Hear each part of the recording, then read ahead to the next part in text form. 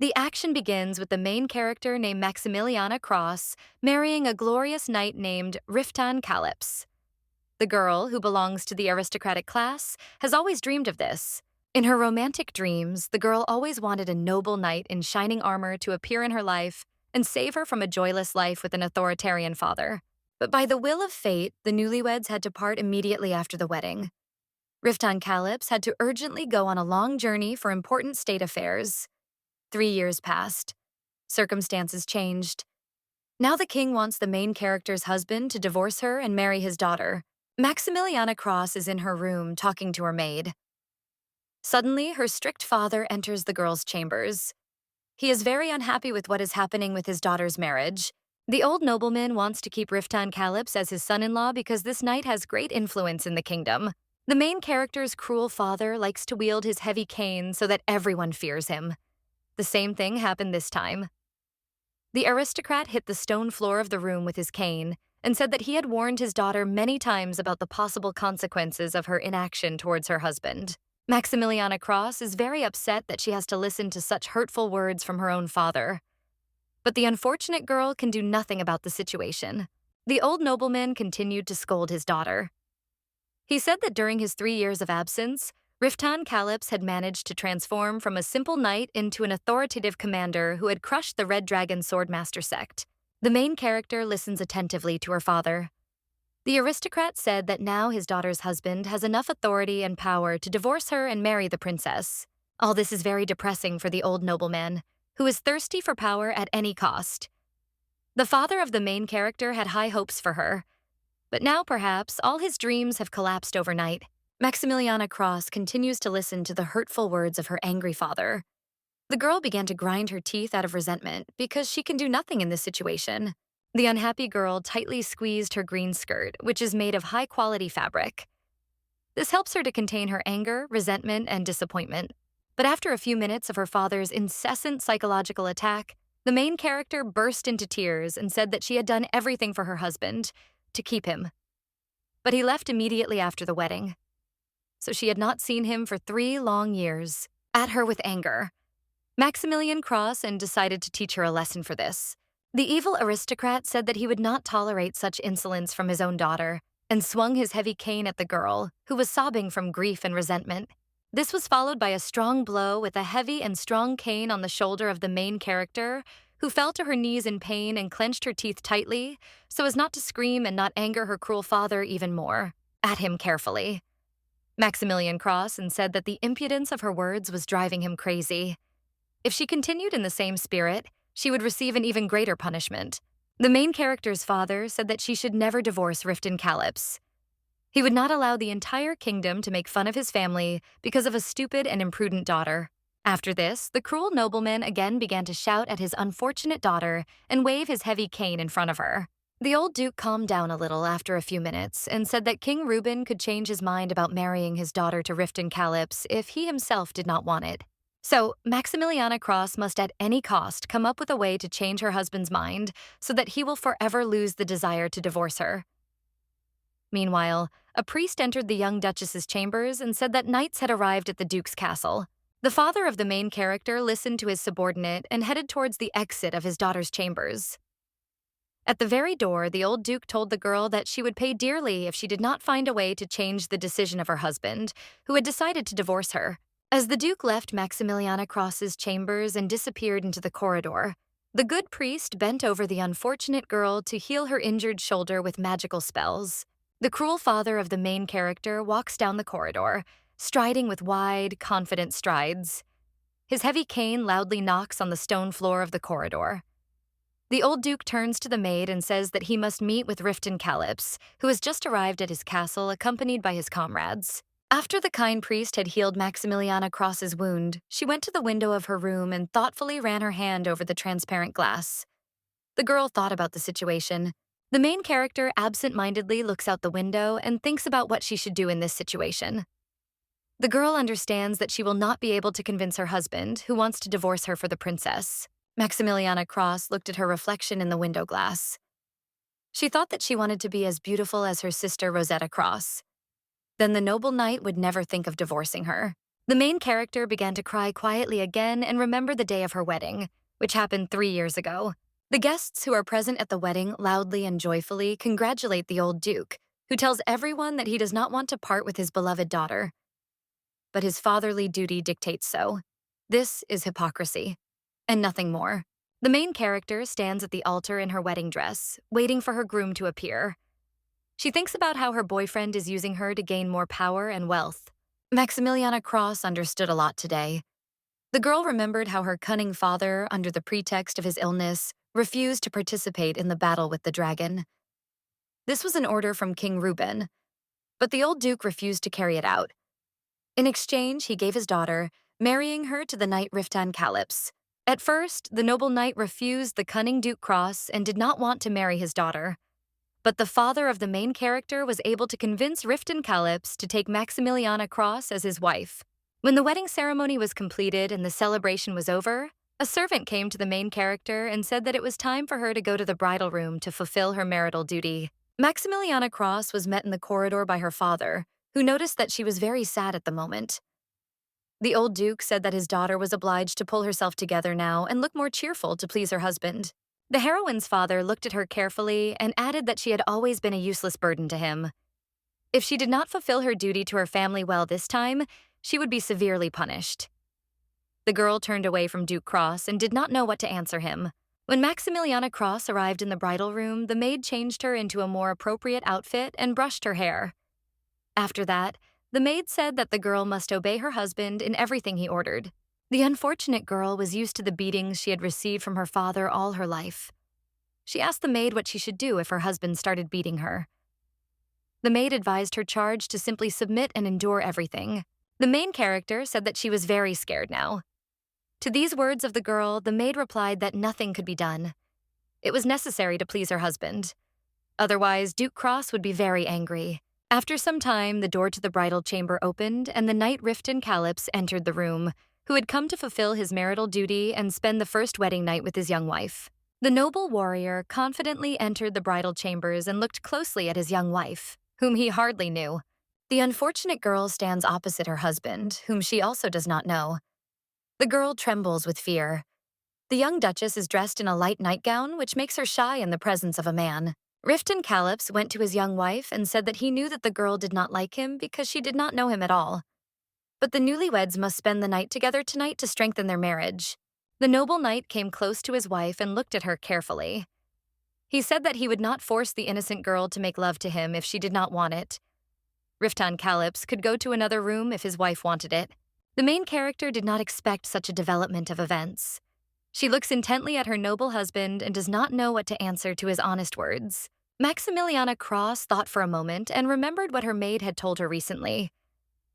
The girl must fulfill all her husband's wishes to please him, otherwise the old duke would be very angry. Therefore, the main character told her husband to stay with her today. Riftan Calyps listened carefully to his young wife's words, took off his clothes, and said that the moment had come for their marriage to be finally sealed. The main character is very afraid because she has never been with a man before. Maximiliana Cross is shaking with fear. She stares at her husband and does not understand why he took off his clothes.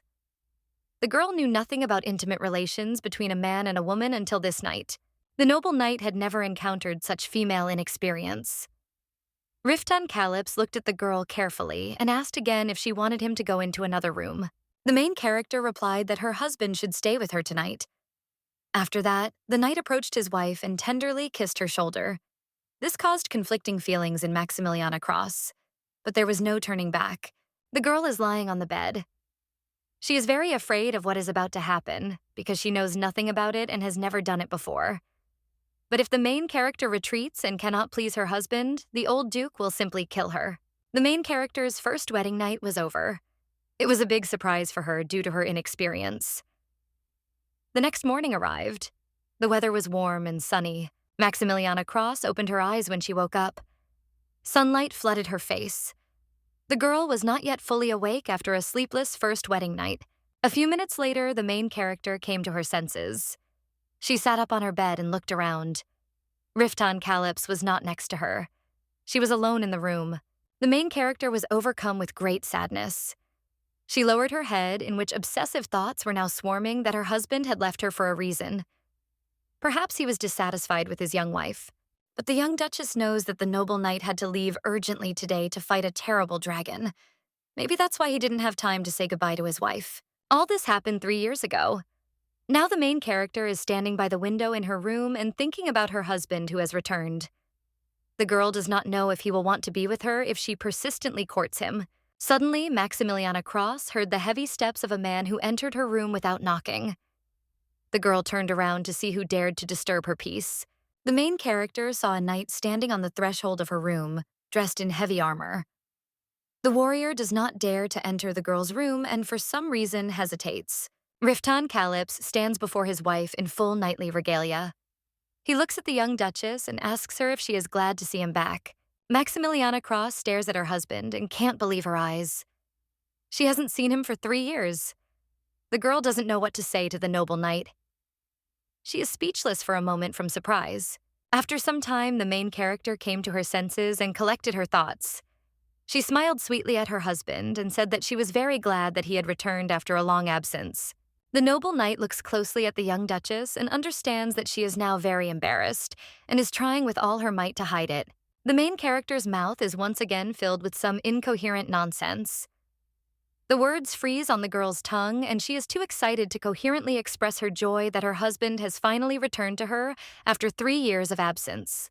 Maximiliana Cross stares at her husband and again doesn't know what to say to him. She doesn't understand what's really going on right now. This awkward situation tired the brave knight. Suddenly, he quickly approached his wife and hugged her tightly. But for some reason, Riftan Calyps looked very menacing. The noble knight looked his wife in the eye and said that he felt no joy on her part. The young duchess could have pretended to be glad to see her husband. After this, Riftan Calyps turned away from the main character. He is suffering moral torment. The knight said that he cannot understand why his young wife considers him some kind of terrible monster. Maximiliana Cross was very afraid that her husband would leave now and she would not be able to establish contact with him. The girl said that she did not consider the knight a bad person.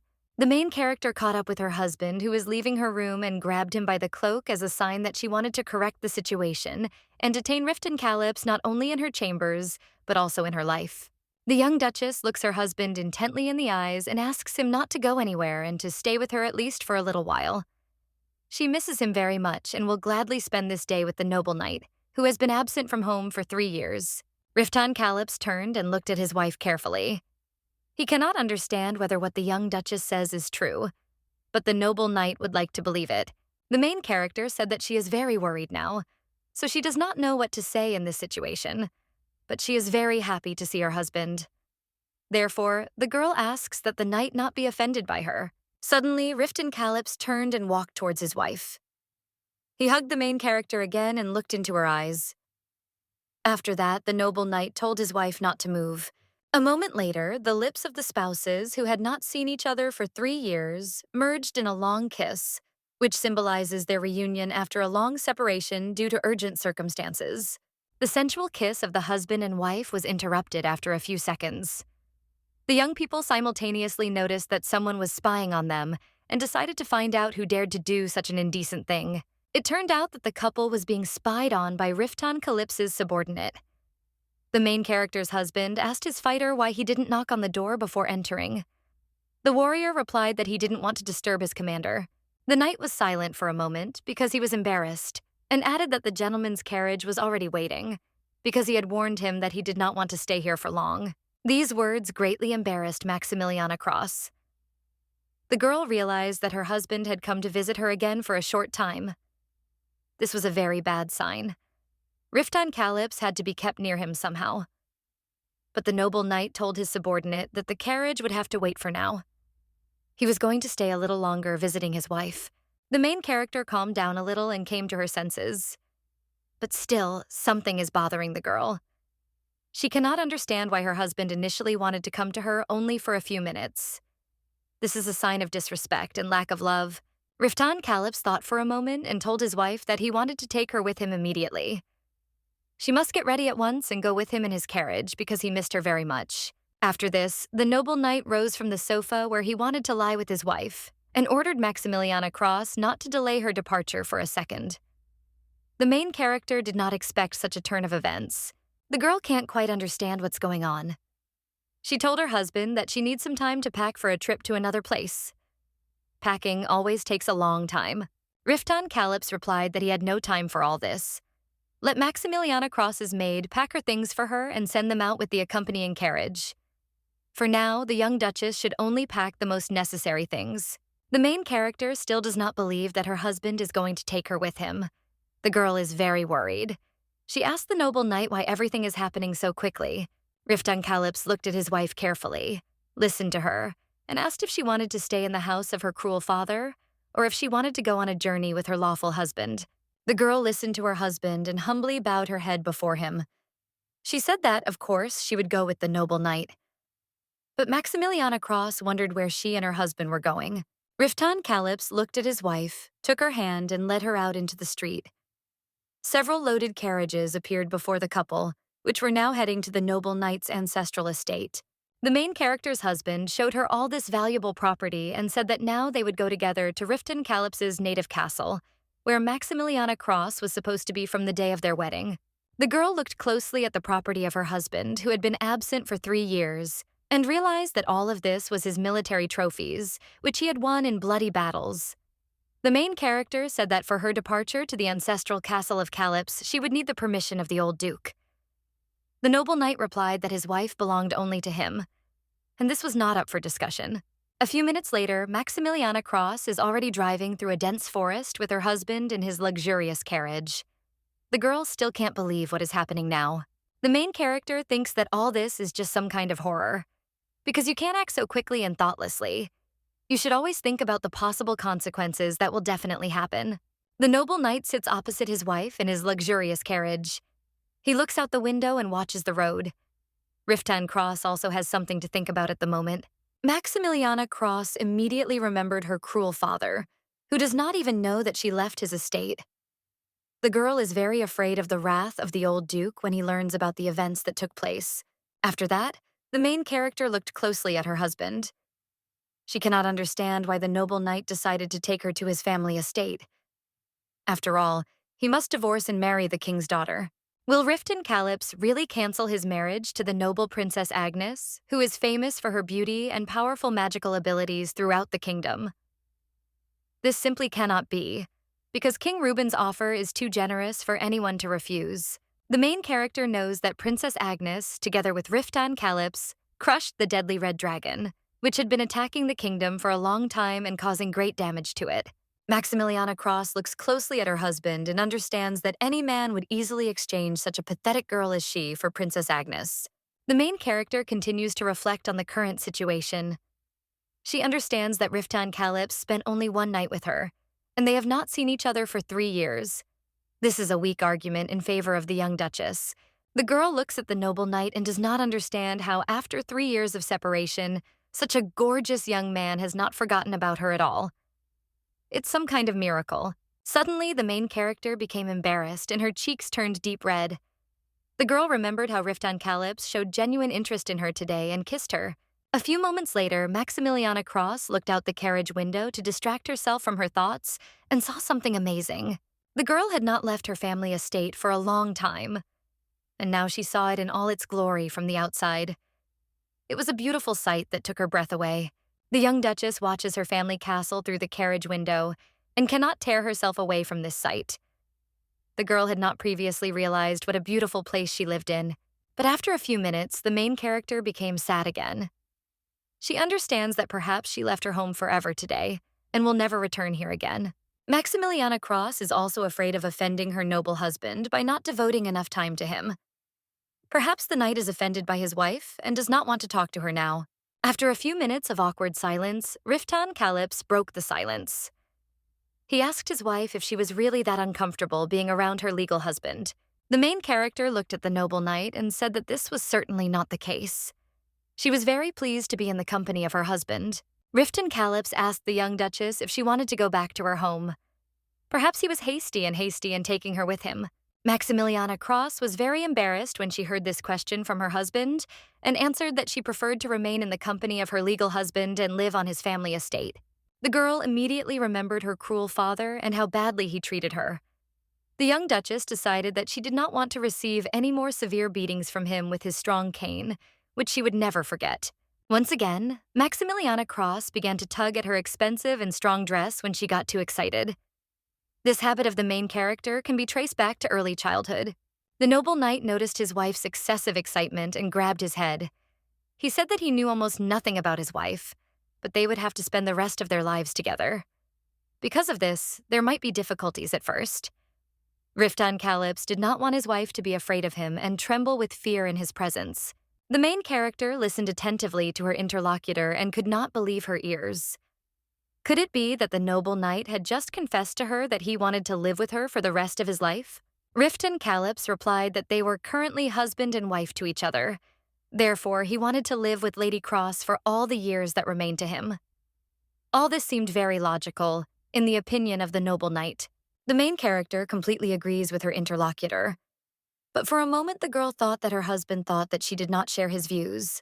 The noble knight looked at his wife and said that he was very angry with her. This was because she had lived all 3 years of their separation in her father's estate and not in his native estate. The young duchess had to move to the castle of Calyps immediately after the wedding.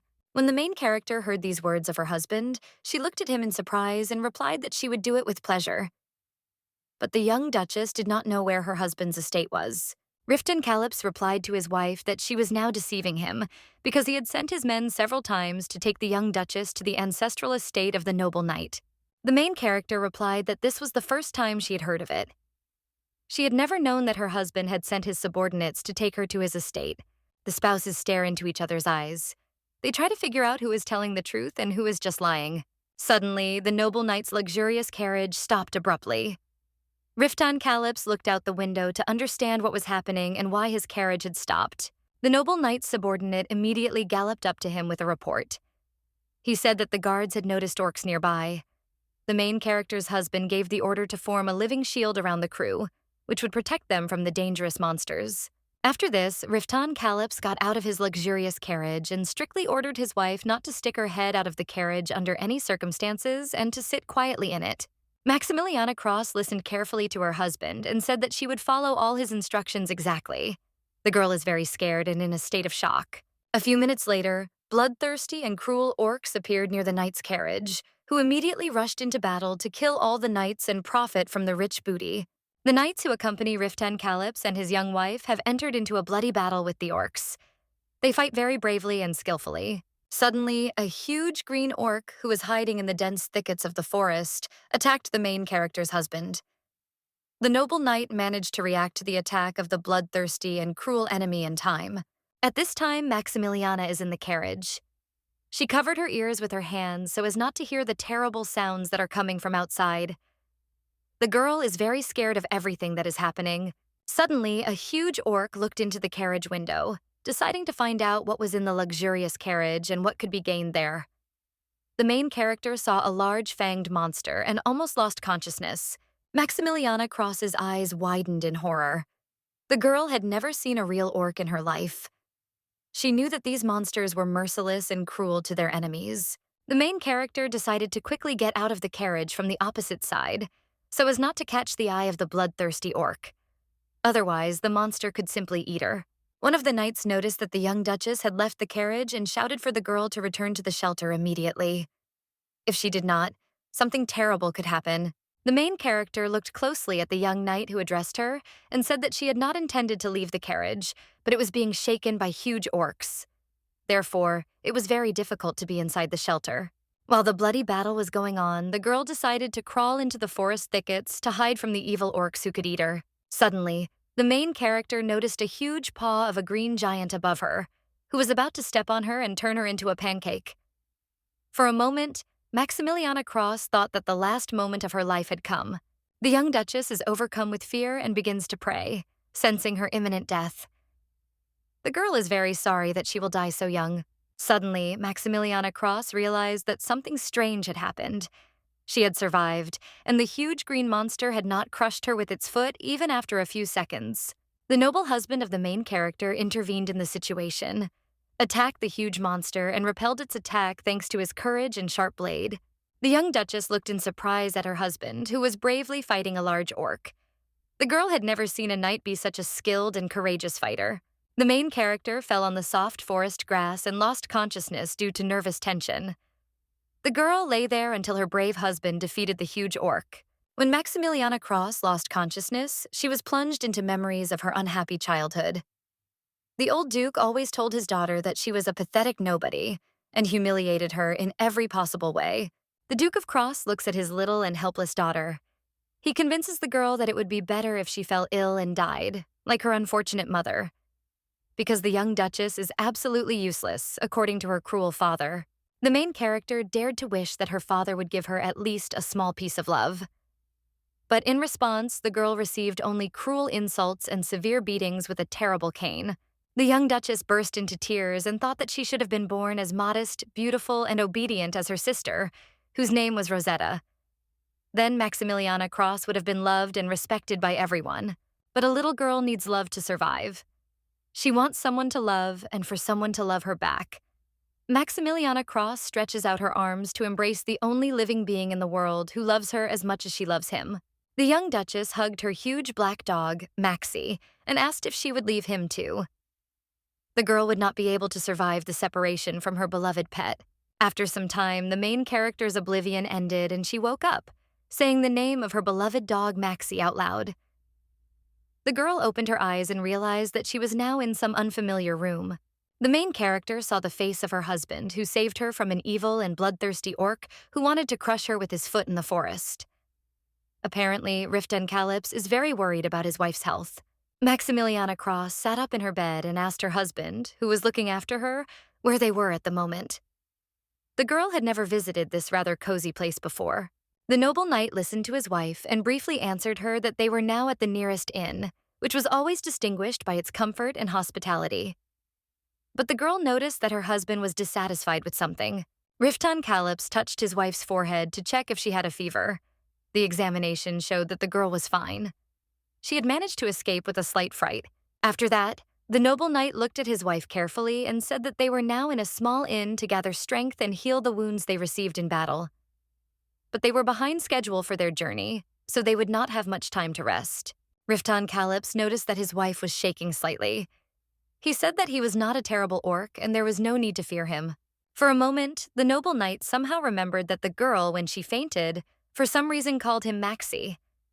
This shocked all the knights who were present. Maybe the young duchess has a secret lover. The main character looked closely at her husband, who for some reason does not yell at her for leaving the carriage during the battle. On the contrary, the noble knight shows sincere concern for the girl. Riften Calyps took a cup of water and offered it to Maximiliana Cross. He said that the girl had lost a lot of fluid and needed to be replenished all the time to recover faster. The main character took a bowl of fresh, cool water and thought about her cruel father, who would now treat her not with a healthy liquid, but with a blow of a hard cane to the ribs or shoulder. The noble knight looks at the girl carefully. He cannot understand why she does not drink the water. The young man said that there is no poison in the cup of water, and his wife can safely drink the healing liquid for her now. After that, Riften Calyps added that the young duchess could tell him what was hurting her now.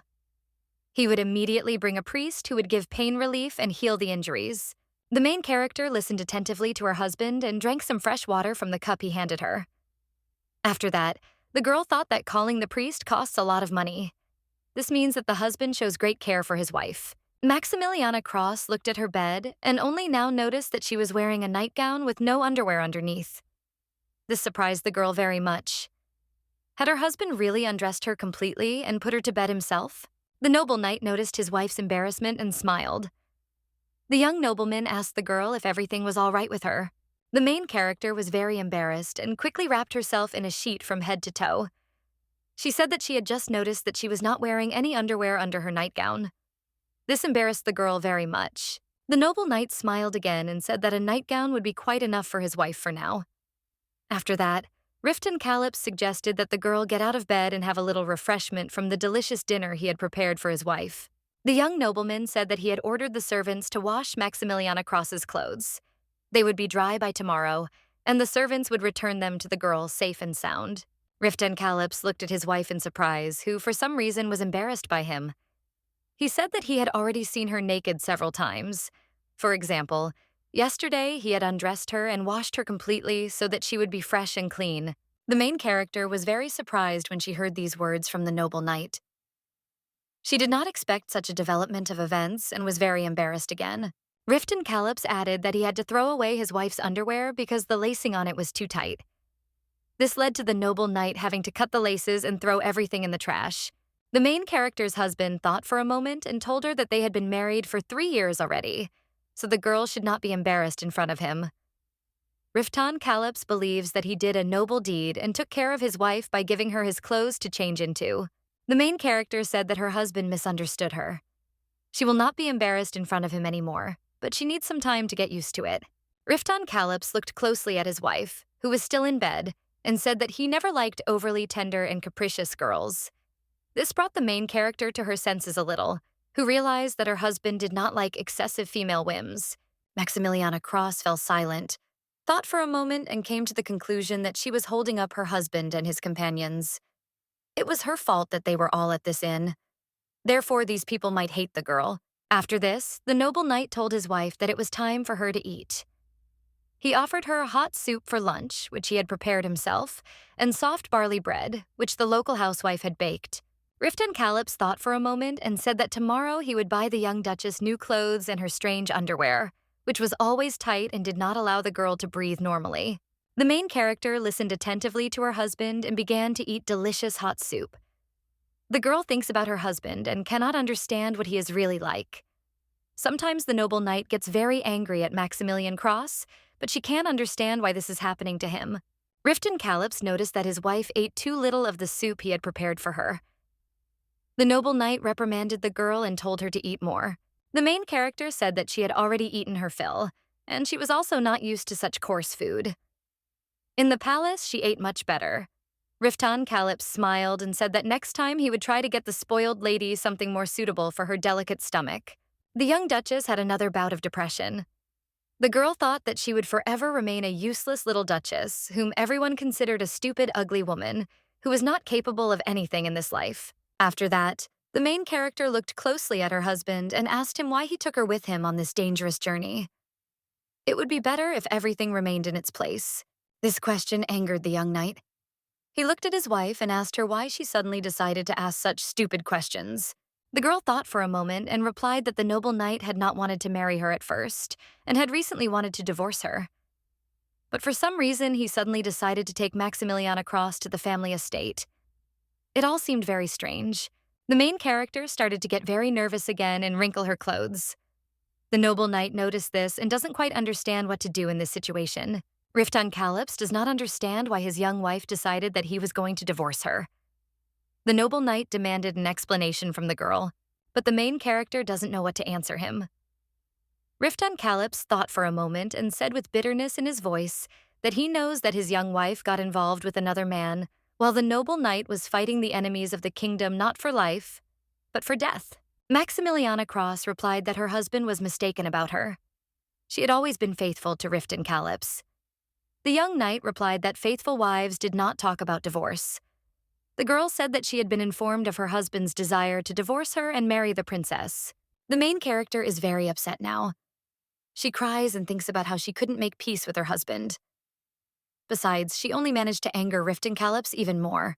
The young knight, who had not seen his wife for 3 years, missed her very much.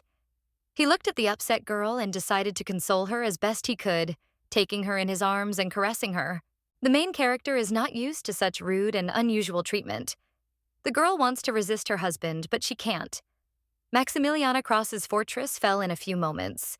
Riften Calops took his young wife in his arms and sat down on the bed with her. He decided to calm the girl with his caresses and tender kisses. The main character did not expect such a turn of events. The young aristocrat tenderly kissed his wife on the left eye. The girl was a little surprised, but she liked this treatment. Riften Calops realized that he was moving in the right direction, so he began to kiss his wife's neck. Maximiliana Cross liked it very much, and she was able to relax a little in the strong embrace of her noble husband. When the main character came to her senses a little, the young knight said that he did not know what his wife had just said. He had long since rejected King Reuben's proposal and was not going to marry his daughter. Riften Calips looked at his wife carefully and said that marriage was sacred to him. Therefore, if someone decided to divorce or cheat, he would punish them with his own hands. The main character thought for a moment and said that no man would want to give up a beautiful princess who possesses powerful magical powers and authority. The noble knight looked closely at his wife and asked if she had ever met Princess Agnes in person. After this, the young aristocrat added that he did not like and was not suited to life at the royal court. He preferred to live in a military camp or in his family estate. Riften Calips thought for a moment and asked his wife whether she really wanted to divorce him or whether she had simply succumbed to the influence of rumors and idle gossip. The main character looked at her husband and shook her head.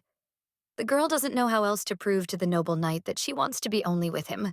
At this point, the problem was resolved and the couple reconciled, having reached an understanding. The noble knight said that he would not be so kind next time if his wife spoke of divorce again. Suddenly, a strange spark of love ran between the spouses. They looked at each other meaningfully and realized that now was the right time for complete rapprochement. The main character looked at her husband carefully and realized that he missed her very much and wanted to spend the night together again. But the girl is not yet ready to get closer to her husband again. Maximiliana Cross turned to her husband and said that she did not want any intimate relations today because she was not ready for it yet. Everything was happening too fast. But Riften Calips did not listen to his wife and kissed her tenderly again. He missed her very much for 3 years, so he wants to spend the night together tonight. The main character understands all this perfectly well, but she does not want it now. Therefore, the girl began to avoid intimacy with her husband. The young knight was very surprised by this circumstance. He did not expect such a development of events, so he is now in a slight state of shock. Besides, Riften Calips is not used to being refused by girls. The nobleman thought for a moment and said that he would not insist on the fulfillment of his wishes. The young knight understands that marital duty must be fulfilled, but he does not want to force his wife. But the main character realized that she was making a big mistake. She decided to be an obedient wife and not to avoid fulfilling her marital duty, so as not to lose her husband again.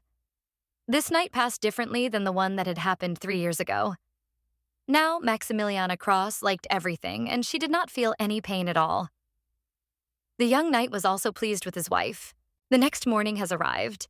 The sun has already risen and filled the area with its bright light. The morning singing of birds can be heard everywhere. The main character sleeps with her husband in bed. This time, Riften Calips stayed with his wife and did not leave her while she was sleeping. Maximiliana Cross quietly woke up and opened her eyes. The girl looks closely at her husband and now thinks only about him and what happened to her over the past 2 days. Tonight was special. The main character had never experienced anything like this before. The young duchess continues to look at the noble knight who managed to conquer her heart. Although initially she married for political reasons. The main character looked at Riften Calips carefully and realized that he had a very handsome and cute face. He now looks very meek and submissive, unlike yesterday and tonight. Maximiliana Cross gently touched her sleeping husband's face and remembered what he had said last night. It turned out that the noble knight had really not wanted to leave and abandon his young wife 3 years ago. But an urgent order came from the king, and he had to go to a bloody war. The young knight felt his wife's touch and woke up from it. He opened his eyes and looked at the girl's gentle hands. The main character noticed that she had accidentally woken up her husband and wished him good morning. The girl regrets that she had disturbed the noble knight's sleep. Maybe he will be angry with her for this now. But Riften Calips hugged his wife tightly and wished her good morning too. He said that he wanted to immediately repeat what they had been doing all night long. It was simply wonderful. The young knight had never experienced anything like it in his life. The main character did not expect such a development of events. She was very surprised that her husband had taken up his own business again and was not thinking at all about more important things that still had to be done today. The noble knight kissed his wife again and said that he had enjoyed the night so much that he could not restrain himself from repeating it in the very near future. Riften Calips continued his attack on his wife, but she withstood the onslaught of the noble knight with dignity and said that now it was necessary to take care of more important matters. Suddenly, the assistant of the knight's squad leader knocked on the door and said that it would soon be noon and it was time for the squad to set out. But they could not do this without their commander. The main character's husband expressed his displeasure at being disturbed at an inopportune time. After that, the knight captain joked that he would execute his assistant that very day. After this, the noble knight looked at his wife and noticed that she had wrapped her head in the blanket again and was trembling with fear. This surprised the young nobleman very much. Rifton Caliph grabbed his head and asked his precious wife what had happened to her, and why she had wrapped herself in a blanket again. Perhaps the girl was afraid of something or someone or was embarrassed. The main character listened carefully to her husband and said that she was afraid that his assistant had guessed what they had been doing there all night. These words again surprised the noble knight. In response, Rifton Caliph laughed merrily. He could not believe that his young wife was such a pure and naive girl if she said such funny words. The young knight laughed again and thought that he had a wonderful wife who, in fact, did not yet know this world and people. The main character's husband looked at her carefully and said that she shouldn't act like a little child and be embarrassed. They are husband and wife, so they can perform their marital duty without being embarrassed by anyone. After this, the noble knight kissed his wife on the forehead and said that she had nothing to worry about. No one had the right to reproach her for anything. Maximiliana Crassus looks intently into her husband's eyes. The girl is very grateful to the young knight for explaining everything to her and supporting her in a difficult moment. Rifton Caliph got dressed and told his assistant, who was outside the door, that he would soon leave the hotel room and take care of business. All knights should calm down and take care of their direct duties. The main character carefully watches her husband and admires his beauty, as well as his ability to command his subordinates.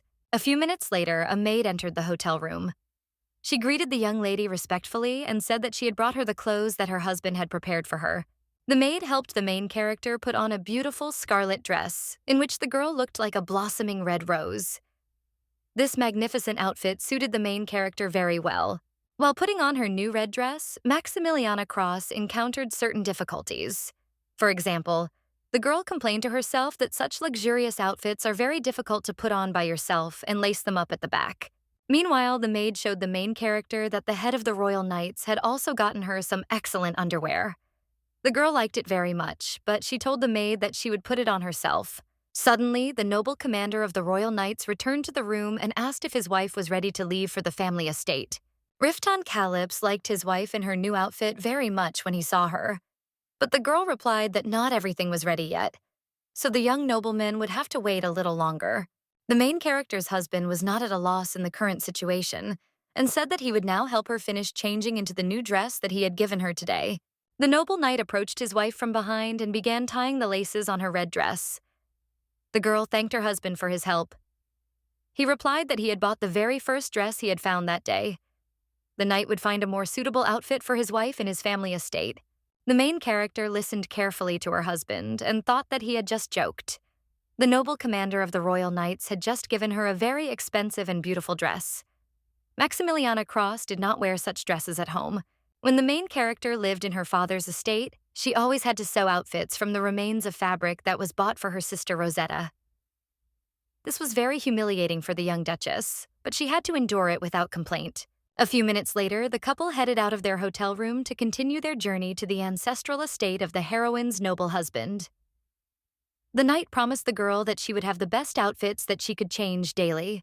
When the couple went outside, it was already well past noon. The royal knights joyfully greeted their commander and his beautiful wife. The main character really liked this honor. The assistant commander of the royal knights turned to Rifton Caliph and said that they were supposed to set out at dawn, but due to the captain's fault, they had to delay for several hours. Time was running out, so they had to hurry. Rifton Caliph listened attentively to his assistant and looked him straight in the eyes. After that, the captain of the royal knights told his subordinate that he should immediately shut up and watch his tongue carefully in the future. Otherwise, he would be severely punished for his lack of restraint in speech. When the noble couple settled into their carriage, the heroine's husband told her not to pay attention to the stupid soldiers who didn't know what they were talking about.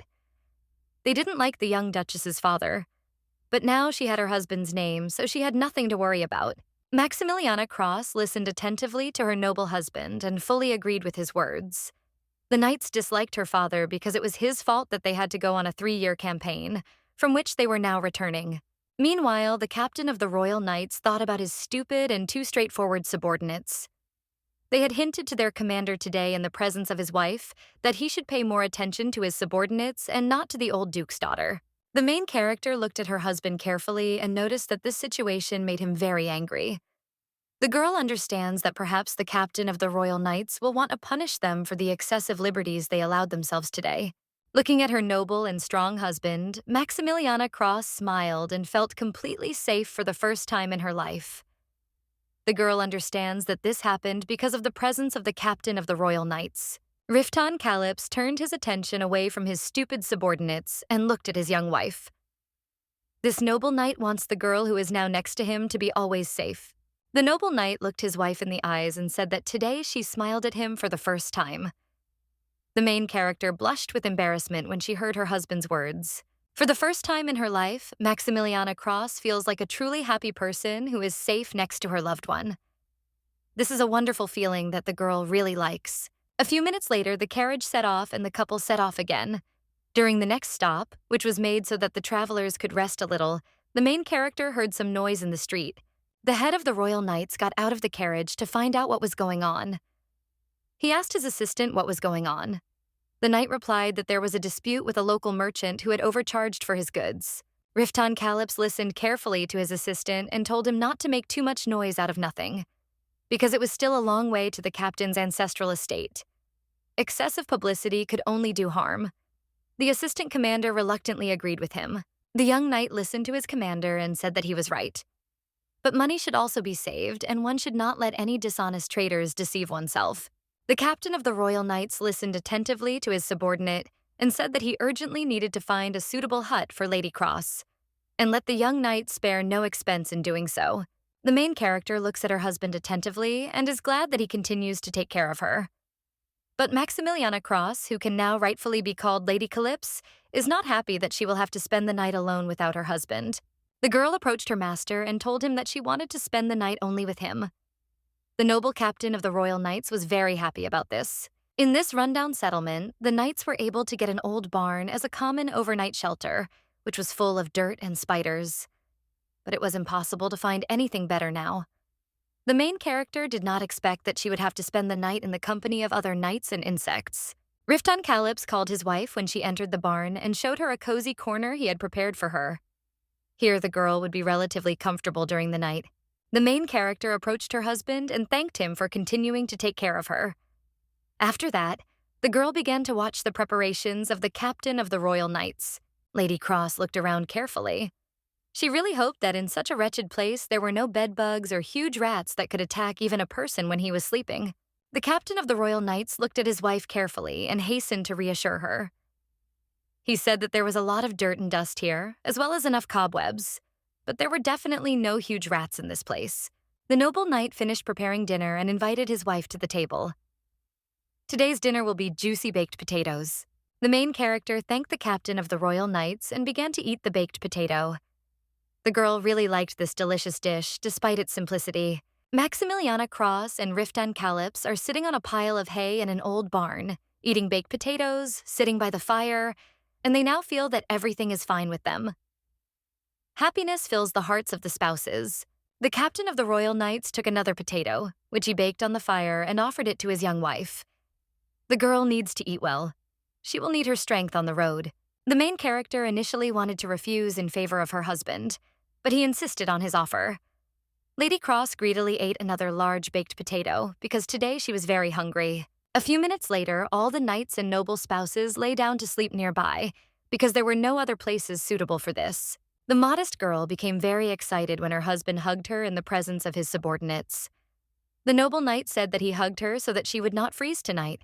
Suddenly, the main character saw a strange stranger enter the barn with a lantern in his hand. He noticed that the girl was shy and said that she should be more vigilant. The captain of the Royal Knights told his wife that she should not be afraid of this man. He was a wizard who accompanied their company.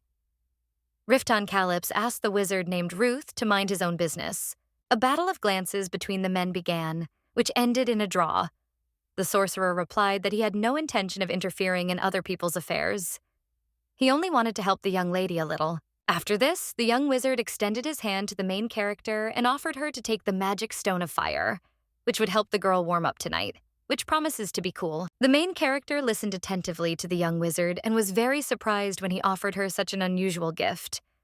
The sorcerer said that knights can sleep even in the snow, but the fragile and tender aristocrat needs magical support. Wizard Ruth handed Lady Cross a magical artifact and said that it would help her stay warm tonight and avoid catching a cold. The girl thanked the caring wizard. The main character was very happy that now she would not have to freeze in the dirty barn in which she found herself by the will of fate that night. After that, the noble lady gave the wizard a very sweet smile. The sorcerer looked closely at the wife of the noble captain of the royal knights and was a little embarrassed when she smiled sweetly at him. He told the girl to call him simply Ruth. That was how they met. Rifton Calyps watches everything closely and hugs his wife. The captain of the royal knights began to feel a little jealous of his wife towards the young sorcerer. Therefore, he ordered him to leave immediately. Night slowly but surely comes into its own. The knights lie on the hard floor of a dirty barn and sleep peacefully. For seasoned warriors, such sleeping conditions are nothing special. They have already seen a lot in their lifetime. The main character holds the magic artifact near her chest and feels its pleasant warmth. The girl likes it very much. The captain of the royal knights tenderly hugs his wife and also warms himself with the help of the magic stone. For a few more minutes, Lady Cross thought that she would not be able to sleep in the old and cold barn. But now she was quite warm thanks to the magical artifact and almost fell asleep, forgetting about worries. The next day, the travelers set out again after spending the night in an old and dirty barn. Today, the road leads through a dense forest. The main character looks out the carriage window and admires the trees and flowers, of which there are many everywhere. The girl thought that she had almost gotten used to the nomadic way of life after several days of constant travel to her husband's ancestral castle. Lady Crassus noticed her husband riding past the carriage on his horse. The girl thought that Rifton Calyps was avoiding her for some reason today. In the morning, the captain of the royal knights put his wife in the carriage and said that today he would continue the journey on horseback, because there were too many things in the carriage and not enough free space. Now, this circumstance worries the main character very much, and she again has another attack of depression and anxiety. The noble captain of the royal knights noticed that his wife was looking at him, and for some reason she now looked very sad. Rifton Calyps called out loudly to his subordinates and said that it was necessary to make an urgent halt because the people and horses needed rest and a nutritious meal. When the carriage stopped, the captain of the king's knights helped his wife out of the tall carriage and down to the ground. There was a dissatisfied whisper among the knights that the progress was again being delayed by the young lady. Descending a small ramp, the main character felt that her legs were very numb. After that, she fell into the arms of her husband, who prudently caught her. The noble captain of the royal knights holds his beloved wife tightly in his strong arms. The main character is very grateful to him for this. A few moments later, Rifton Calyps sat Lady Cross down on the soft grass and began to stretch her numb legs. The girl said she was fine and there was no point in stopping the entire procession. The young nobleman listened attentively to his wife and said that he would decide for himself what would be best for everyone in the current situation, especially for his wife. Meanwhile, he continued to massage the girl's tender feet. The main character said that now everything is really all right with her. The girl's husband stopped massaging her feet and thought for a second about why his wife was constantly putting herself down and not wanting to take what she was entitled to. After this, the young nobleman turned to his wife and said that she should treat herself with more respect. The weakness and fragility of his wife did not irritate Rifton Calyps at all. It was an honor for him to court the lady of his heart. Lady Cross confessed to her husband that she was afraid that he was avoiding her today. After that, the knight did not explain anything to his wife. He took her hand and led her somewhere deep into the forest thickets. This frightened the girl a little. A few minutes later, the captain of the royal knights stopped and pressed his young wife against a tree. He looked at Lady Cross with love and said that he avoided her for only one reason. If Rifton Calyps was near his wife, he immediately wanted to indulge in lovemaking with her. That's how much he loved her. The main character did not expect such a development of events. She is in shock from the words she just heard from her husband. The girl thought that her husband avoided her company because she irritated him, but it turned out that the young knight finds it difficult to restrain his love near her. Therefore, it is better not to provoke him. Rifton Calyps looked at his young wife and said that lately he had begun to feel something strange. He had begun to become too attached to Lady Cross. This could be too dangerous for a warrior who lets his guard down. His enemies could take advantage of it. Now, the main character understands everything and is no longer offended by her husband for the fact that he began to devote less time to her. The noble captain of the royal knights said that they would soon reach the watchtower, where they could have a good rest. The assistant commander called him and said that everything was ready to continue the journey. Rifton Calyps ordered everyone to set out again. After some time, the travelers reached the outpost. The captain of the Royal Knights noticed that the weather had started to deteriorate. Therefore, they needed to take a shortcut to get to their destination before the storm began. The noble knight rode up to the carriage and told his wife that if she did not resist, she would have to ride a little with her husband on his horse to outrun the approaching storm. The main character was a little surprised by her husband's unusual proposal, but immediately agreed to ride a horse with him in order to get to their destination faster. A few minutes later, the girl settled comfortably on the horse's back next to her husband. The captain of the Royal Knights embraced his wife and ordered all his companions to continue on their way. Lady Cross looked around and thought that one had to be extremely careful when galloping a horse, so as not to injure oneself or fall off. The assistant captain of the Royal Knights told his commander that he hated the coming rainy season, which would most likely begin today. If the travelers had not wasted time on all sorts of nonsense related to the captain's wife, they would have arrived in the city of Anatole exactly on time. The main character heard the unpleasant words of her husband's assistant and thought that she was a burden to the knightly detachment, which was busy with important military affairs.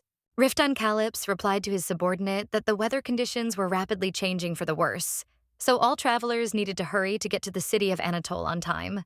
The assistant of the captain of the Royal Knights said that the storm could delay the travelers in the city of Anatole. This could anger King Reuben, who is expecting Riftan Calyps in his castle in a few days. The husband of the main character answered his assistant, whose name is Uslin Ricardo, to talk less and watch his tongue more. Lady Cross listens attentively to the conversation between her husband and his deputy. The girl understands that her presence in the knightly company creates additional problems for her husband. She does not want to do this. Suddenly, a scout appeared and informed the captain of the Royal Knights that he had spotted 5 terrible werewolves ahead. Riftan Calyps listened carefully to the report of his scout and ordered a detachment of knights to deal with the bloodthirsty werewolves that were blocking the path of travelers at any cost. The main character was very scared when her husband's subordinates rushed at the terrible werewolves to destroy them. Riftan Calyps hastened to calm his wife and told her to close her eyes and ears. Then she would not see or hear anything that could traumatize her delicate psyche. Suddenly, the captain of the Royal Knights was attacked by a bloodthirsty werewolf who was hiding in the forest thickets. But Riftan Calyps quickly solved the problem with the monster attacking him with one precise blow of his sword. Lady Cross watches her husband wield his blade with great attention, marveling at his swordsmanship. It frightens her a little, but also greatly delights her. After this, the young Duchess looked at the defeated werewolf, and she began to have an unexpected attack of nausea from the fear she experienced at the sight of this terrible beast. One of the subordinates of the captain of the Royal Knights said that werewolves are acknowledged masters of disguise. They always attack their prey unexpectedly and insidiously. But this time it did not help them. Riftan Calyps told his wife to hold on tight, because now they would quickly ride their horse away from the places where the bloodthirsty werewolves lived.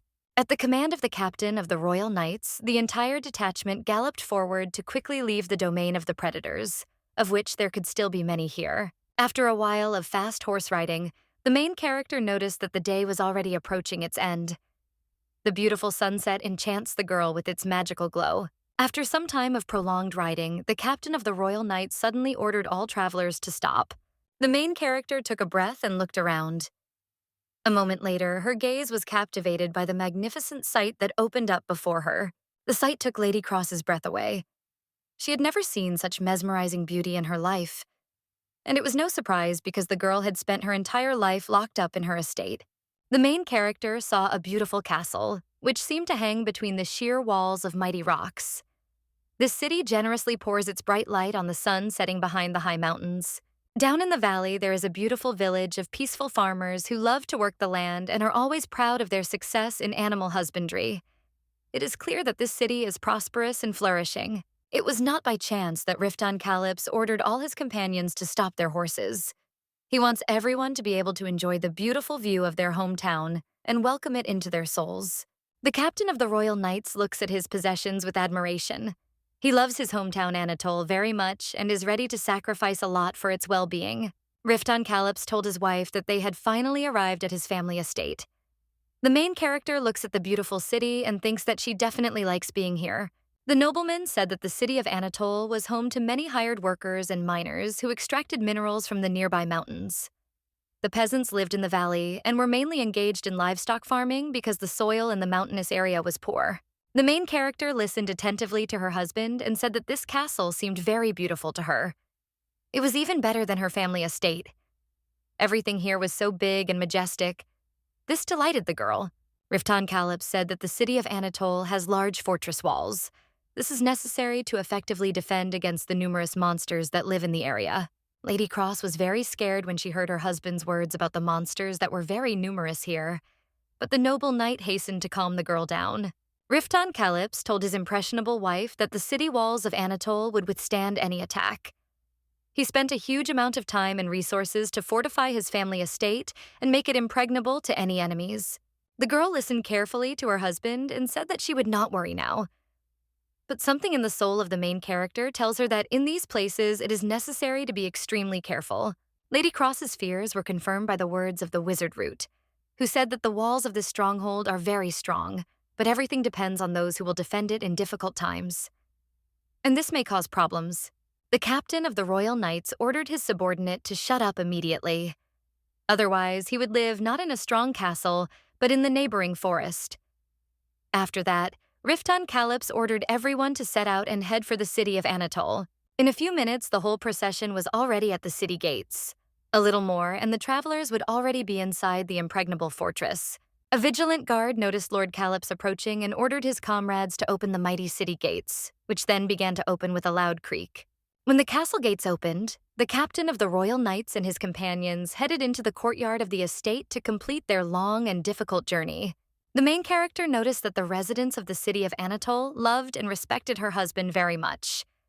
They loudly and joyfully greeted the knight who saved the continent from a terrible dragon. The girl remembered how the inhabitants of her native estate treated her father. They were always afraid of him and only bowed their heads before him. Here, everything is different. The townspeople rejoice at the sight of their master.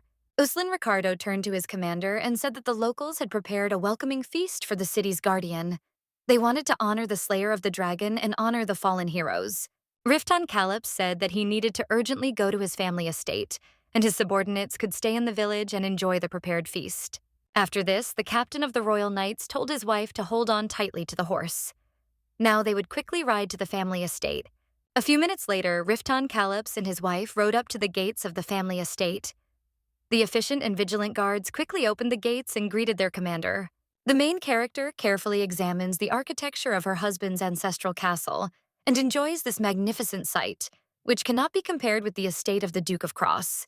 The travelers dismounted and decided to head to their quarters to rest, wash, and have a tasty meal after the long journey. It was a difficult journey, but it ended successfully. In the hall of the family estate, Riftan Kalips was met by the manager. He joyfully greeted his master and said that everything was ready for the hosts to rest. After this, the estate manager turned his attention to Lady Cross and asked his master who this beautiful girl was. The captain of the King's Knights introduced his young wife to the steward of the estate and said that he had been delayed on the road because he had called to pick up his wife at her castle. This undertaking took some time. The main character greeted the estate manager and said that her name was now Maximiliana Kalips. The girl was a little embarrassed, but quickly came to her senses. The noble knight turned to his wife and said that they could now put off the pleasantries. It would be better to go to the master's quarters and indulge in rest. When Lady Kalips entered the huge hall, she was very surprised. The girl had never seen such a large room before. The main character also noticed that there was no butler here, and a gloomy atmosphere reigned everywhere. The girl realized that this environment was very different from the one she lived in before. The captain of the King's Knights also noticed this. He looked gloomily at his steward and asked why he had not taken care of the improvement of his dwelling while the master was away. The manager was very afraid of his master's anger and said that Riftan Kalips had sent a huge sum of money, which the servant did not know what to do with. He thought that this money should simply be saved until the master's arrival. Being in such a gloomy atmosphere, the main character felt the approach of a panic attack, which was about to happen to her soon. A little more and the girl would feel bad. Lady Kalips doesn't know what to do in this situation. She is confused and does the first thing that comes to her mind. The main character grabbed her husband by the cloak. The commander of the Royal Knights immediately felt the anxious touch of his wife and turned his attention to her. He asked the girl what had happened to her. The main character answered her husband that she could not breathe in this gloomy room, and she wanted to rest right now to recover from a long and difficult journey. The captain of the Royal Knights listened carefully to his wife and said that he would now take her to another room where she could rest a little. Riften Calip's opened a door nearby, and the couple found themselves in bright and comfortable chambers, which were perfect for relaxation and light entertainment. The main character's husband noticed that the manager and the maids had prepared this room better. Lady Calip's also calmed down a little and said that she liked it here better. The commander of the Royal Knights asked his wife how she felt in this room. The girl replied that she felt much better. Riften Calip said that he would punish his servants for not preparing his chambers well enough for the master's visit. The noble knight was very upset that his servants and manager were so stupid and slow. Now Lady Calip's will think that she will have to live not in the family estate, but in a dirty and gloomy barn. But the main character does not agree with her husband. Lady Calip's hastened to calm her husband and said that it was her fault. She should have come to the castle of the captain of the Royal Knights 3 years ago and arranged everything here as befits a true aristocrat. Riften Calip's listened carefully to his wife and turned to the window. He believes that there is some truth in this, but does not want to blame his lady for anything. The main character began to get nervous again, because for a moment she felt useless even for her beloved husband, who was ready to do anything for her. The commander of the Dragon Knights did not lose his head in the current situation. He approached his wife and said that from this day on she would be busy with the arrangement of the family estate so as not to be bored. Lady Calip's did not have to worry about money at all. All her expenses would be covered immediately. The young duchess calmed down a little. She listened attentively to her husband and said that she liked his wonderful idea very much. The noble knight was very glad that he had been able to calm his lady and also pleased her. Riften Calip's leaned towards his wife and tenderly kissed her hand. The main character looks closely at her husband and understands that she is very lucky with him. She does not understand why she used to think differently. What a pity that the noble knight does not know her well. Riften Calip's gently took his wife by the chin and looked deeply into her eyes. He promised the girl that he would do everything to make her happy in this estate, because now this castle was their common home. Lady Calip's really likes what she hears from her husband and master. The girl only now realized that now she has her own home, in which she will be happy. The captain of the Dragon Knights looks at his wife and realizes that he has hit the nail on the head. He has been able to guess Lady Calip's true desires, and now she feels great and no longer panics. The main character thought for a moment and told her husband that she needed to take a bath now for complete happiness. Riften Calip's replied that he would immediately order the maids to bring hot water, which would be enough for water procedures. The captain of the Royal Dragon Knights headed out of the room to fulfill his wife's request. Lady Calip's looks after her husband and thinks that she does not deserve such happiness. A few minutes later, the maids came to prepare a hot bath for the mistress. Lady Calip's sits on the bed and thinks that she has never done any landscaping before and does not know how to spend money wisely. The girl is afraid of disappointing her husband. The main character understands that now she has a great responsibility on her shoulders. She must make every effort to complete the task and improve her estate. Suddenly, the captain of the King's Knights entered the room. He took off his clothes and said that he wanted to wash himself and his wife. Riften Calip smiled mysteriously and looked intently at his lady. The girl immediately understood that her husband was thirsting for her passionate love again. The efficient maids had already prepared everything so that the spouses could take a bath together and receive unforgettable pleasure from it. Lady Calip's did not argue with her husband and decided to bathe with him at the same time. The captain of the Dragon Knights told his wife that all married people do this. For the main character, such a bath is very unusual. She thinks that she is used to always taking a bath completely alone. But bathing with her husband is an incomprehensible novelty for the girl. The couple plunged into the hot water. Lady Calip's feels a little constrained. She does not know what to do in this situation. Riften Calip's decided to stroke his wife's cheek. He did so, but he felt that the girl found this gesture unpleasant. This puzzled the young nobleman a little. The commander of the Royal Knights looked at his wife carefully and asked the girl what she was thinking about so much. Maybe she should leave all important thoughts and just enjoy taking a hot bath. The main character answered her husband that she likes everything now, but she is simply afraid to disappoint her beloved man again. The girl has no more reasons to be sad. After this, the young nobleman hugged his wife and said that he would now help her wash and rub her back. The girl submitted to her husband's will, but said that she could handle it herself. Riften Calip's hugged his wife even tighter and kissed her neck. The girl was puzzled by her husband's actions. She wanted to wash herself and relax after a long and difficult journey, not to hug. The captain of the Royal Knights was already prepared to attack his wife to satisfy his desire. but it all ended before it even began. The main character relaxed in the warm water and safe environment. This led to the girl falling asleep in her husband's arms. Riften Calyps was very surprised when he saw his wife sleeping on his chest. The noble knight was a little disappointed that he did not get what he wanted. But it was no big deal. The couple would have enough time for that. The next morning has arrived. The sun is shining in the sky and cheerful birds are flying. The city of Anatole has already woken up and is living according to its usual routine. Lady Calyps also woke up. She opened one eye to understand where she was and what was happening around her. The girl was so tired during the long and dangerous journey to the city of Anatole that now everything was mixed up in her memory. She needed some time to regain her strength and come to her senses.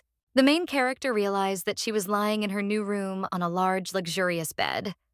The last thing the girl remembers is how she fell asleep in the bath, which she took with her husband. Lady Calyps looked around and suddenly discovered that there was a maid in her room, who immediately wished her mistress good morning and said that her name was Rudis Ein. The maid said that from that day on, she would serve the young mistress and carry out all her orders. The maid also added that Riften Calyps had left early for the training camp to prepare his knights. The main character got out of bed and went to the dressing mirror. The efficient maid deftly braided her mistress's hair. Lady Calyps felt that the maid Rudis Ein was very careful and gentle with her hair and combed it with extreme care. After styling her hair, the maid helped her young mistress put on a new yellow dress. It fit the main character. Lady Calyps felt much better in her new yellow outfit.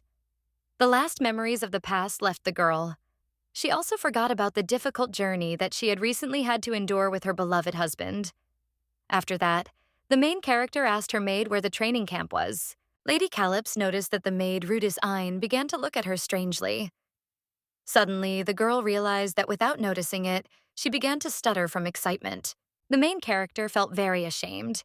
She felt like a real disgrace to her new family. So the girl quickly ran out of her room to find her husband.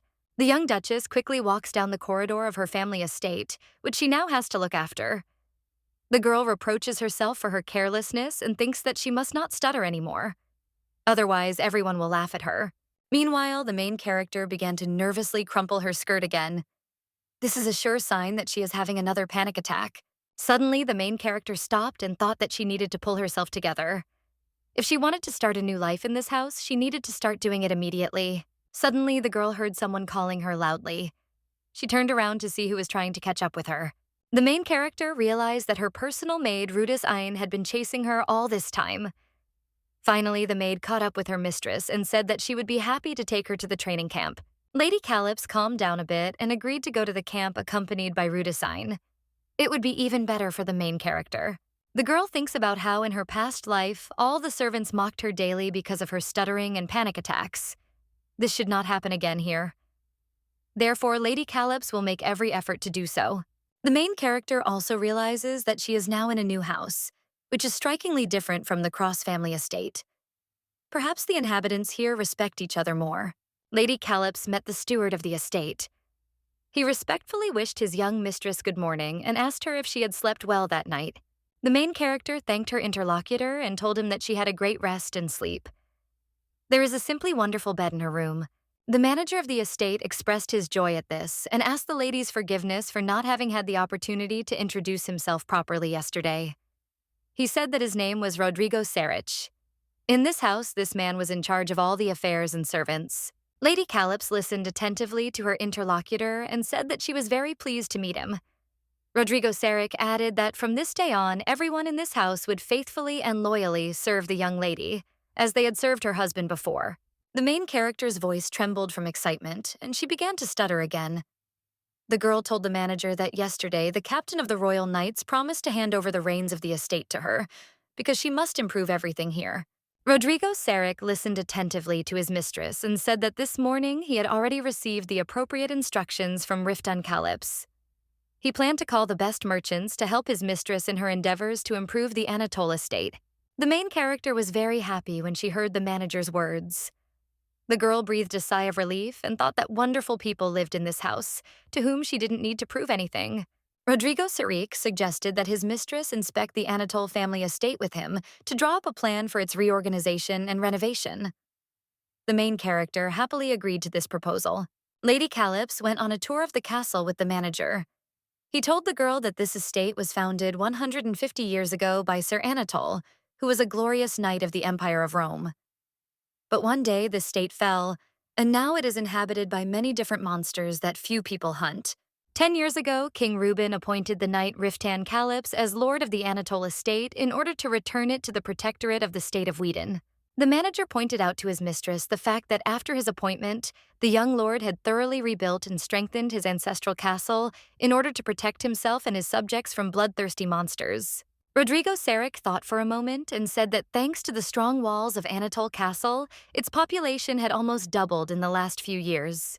The main character listened attentively to her interlocutor and noticed that he was very proud of this information. This means that Rodrigo Sarek loves his master and his city. The girl also thought that her husband was respected by everyone here. Therefore, the inhabitants of Anatole's city would treat their new mistress with respect. Otherwise, the commander of the Dragon Knights would take care of it. The main character quietly laughed from the realization of this simple fact, but she felt very pleased and happy at heart. It is always good when you have a strong patron behind you. Rodrigo Sarek turned to his mistress and suggested that she go to the next room, which would certainly attract the attention of Lady Calyps. The girl agreed to follow her guide. A few moments later, the travelers found themselves in a huge room, which made an indelible impression on the main character with its neglect and devastation. The manager noted that this huge banquet hall was intended for official receptions and pleasure balls, but no celebrations had ever been held here. Lady Calyps looked at all this sad desolation and told Rodrigo Sarek to call the traders as soon as possible. It was urgent to start improving the castle of Anatole. A little later, the manager showed his mistress a huge oak tree on which there was not a single leaf. This majestic tree had dried up without proper care and now only takes up extra space in the middle of the yard. The main character looks closely at the dried branches of the once luxurious tree and understands that she has a huge job ahead of her to improve her new family estate. The manager said that there was once a greenhouse here. Rodrigo Sarek added that the Anatole Castle lacks servants, and there is no gardener to take care of the trees and flowers. Meanwhile, the travelers have reached the training camp. A training session is currently taking place here. Riftan Calyps is practicing combat techniques with his knights. Under the watchful eye of the Dragon Knights leader, new recruits and seasoned warriors are practicing their fighting skills. During a recent journey, the warriors began to relax and lose their knightly spirit. Today, the task is to return everything to its former place. Suddenly, the steward became agitated and said that the travelers had better return to the castle. The young master does not like extra people present during training. This will cause great anger in Riftan Calyps. The main character listened carefully to her guide and agreed with his opinion. The commander of the Royal Knights should not be disturbed when he trains his subordinates, so as not to fall under his hot hand. Lady Calyps was about to leave the training camp to continue her tour of Anatole's ancestral castle. But suddenly she felt someone grab her hand tightly and not allow her to continue her way back to the castle. The main character turned around to see who dared to grab her hand and stop her. It turned out that Riftan Calyps had noticed his wife a long time ago and secretly crept up to her to surprise her. He asked the girl why she was leaving without greeting him. The young duchess was a little confused and told her husband that she had been inspecting the Chateau Anatole with the manager. She did not want to disturb her husband and distract him from his training. At the same time, the girl cannot understand how her master managed to get to her so quickly and do it completely unnoticed. It is simply incomprehensible. Does the commander of the Royal Knights really possess such inhuman speed and strength? Riftan Calyps looked closely at his beautiful wife, who looked very good in her new yellow dress. After that, the commander of the Royal Knights said that Lady Calyps could not be superfluous here by definition. She could only inspire her husband to new exploits and heroic deeds. After these words, Riftan Calyps gave orders to his subordinates that they had a whole hour of rest. They could not only rest, but also have a good breakfast, because today would be a hard training day. Rodrigo Sarek received instructions from the young master to attend to other matters of the estate. After this, the commander of the Royal Knights took his wife by the hand and said that he himself would show her everything in their common home. Lady Calyps walks next to her husband, and for some reason she feels a little awkward. She is afraid to ask unnecessary questions to her master, because they can offend him or upset him in some way. Suddenly, the main character remembered the previous evening and taking a bath with her husband. The girl realized that yesterday she had ruined a romantic moment and offended her master. She does not understand how she could have just gone and fallen asleep in the bath yesterday. It was just awful. The commander of the Royal Knights looked closely at his wife and noticed that she was very confused about something at the moment. Riftan Calyps asked the girl if everything was okay with her now. This question confused the young Duchess even more. The main character listened carefully to her husband and said that she apologized for ruining their romantic evening yesterday. The girl did not want to do this. Riftan Calyps smiled and replied that his wife had nothing to apologize for. She had been very tired yesterday, so she had fallen asleep in his arms in the bathroom. The main character looks closely at her husband. The girl understands that he turned out to be a very understanding and responsive young man, despite his menacing appearance. The captain of the Royal Knights decided to take his wife to the fortress wall and tell her how the castle guards and sentries work. Lady Calyps listened attentively to her master's story and drew attention to the fact that the fortress walls in this city were very strongly fortified.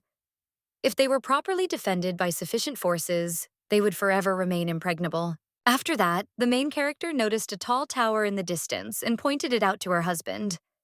The girl asked the chief of the Royal Knights what kind of structure it was and what it was for. Riftan Calyps said that the wizard Ruth lives and works in that high tower. This structure is closest to the mountains, so it helps strengthen his defensive and offensive magic during the enemy attack on Anatole Castle. The captain of the Royal Knights thought for a moment and added that the girl should not approach this magical tower under any circumstances.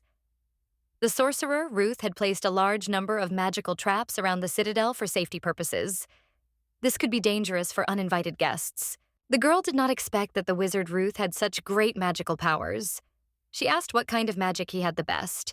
The head of the Royal Knights looked at his wife carefully and said that she was asking too many questions about the wizard route. This was classified information for the safety of the city.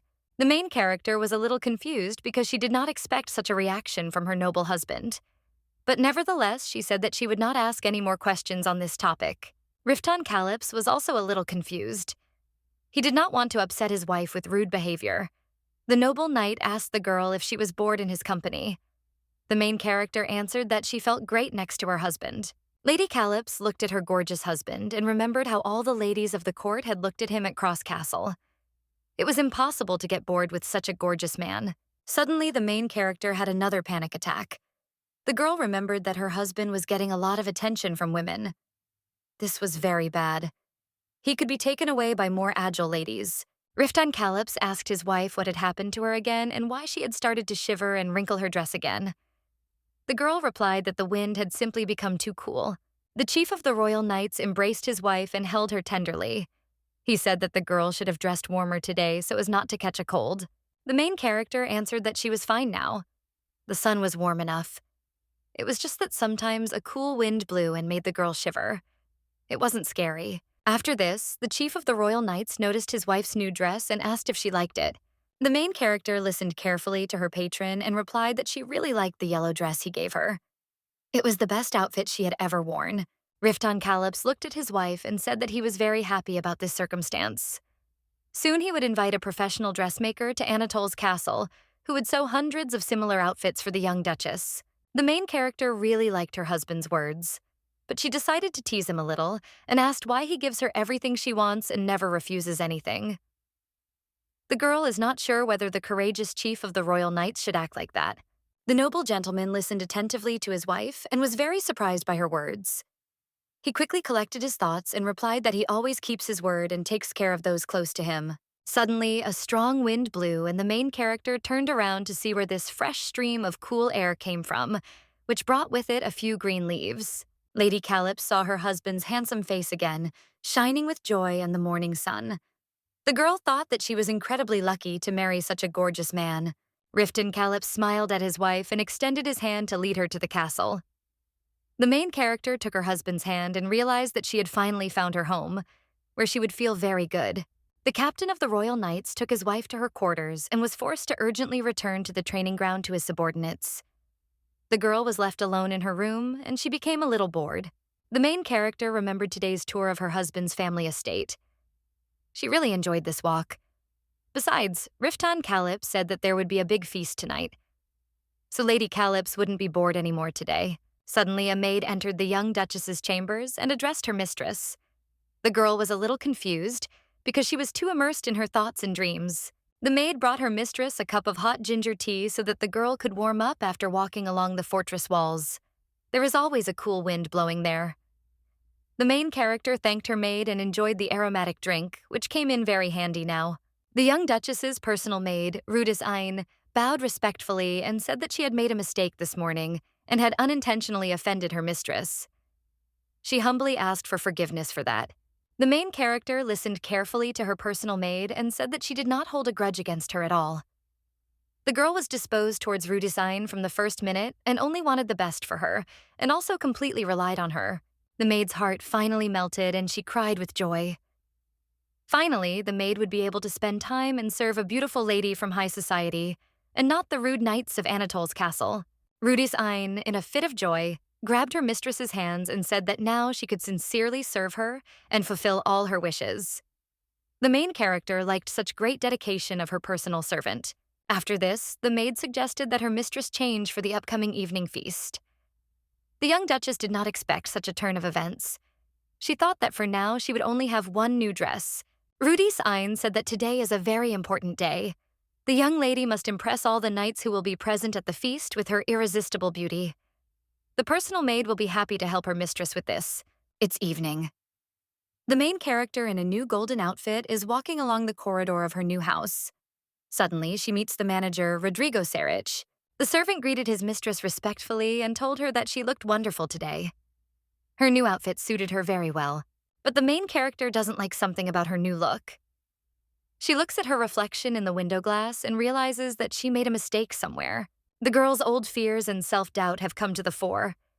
She feels that she is not worthy of such magnificent clothes and jewelry.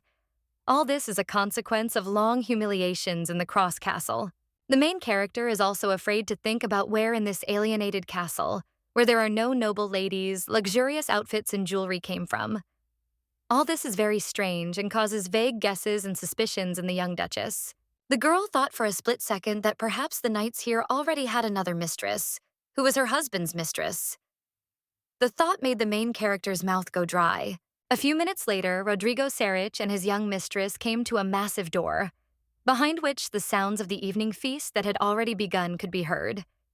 Now the young duchess must cross not only the threshold of this room, but also her fears. Before entering this hall, the main character closed her eyes, took a deep breath, and completely concentrated on the current moment, so as not to get confused and embarrassed in front of her husband's knights. With a final effort, Lady Calypso entered the banquet hall, which was filled with drunken men celebrating their return home after a 3-year absence. Riften Calypso saw his wife and immediately called her to him. The commander of the Royal Knights loudly addressed his wife and invited her to take her place at this celebration, which was largely dedicated to her person. When the other Dragon Knights noticed their mistress's presence, they immediately fell silent and began to watch their beautiful mistress with respect and admiration. The young duchess is simply irresistible in her new appearance tonight. The main character took her place next to her husband. After that, the commander of the Royal Dragon Knights introduced Lady Calypso to all his subordinates. Now the young duchess is the official mistress of this house. Riften Calypso looked closely at everyone present in this hall and expressed the hope that everyone would treat the new mistress with respect and serve her in every possible way. The main character feels uncomfortable among such a large number of people. She is not used to such feasts, so the girl can have a panic attack again at any moment. The captain of the Royal Knights noticed that something was wrong with his wife. He asked the girl what was wrong. Maybe she didn't like the treat. The main character replied that the table was set beautifully. She just felt a little uneasy. Lady Calypso added that she would try to eat something right away so as not to upset her master.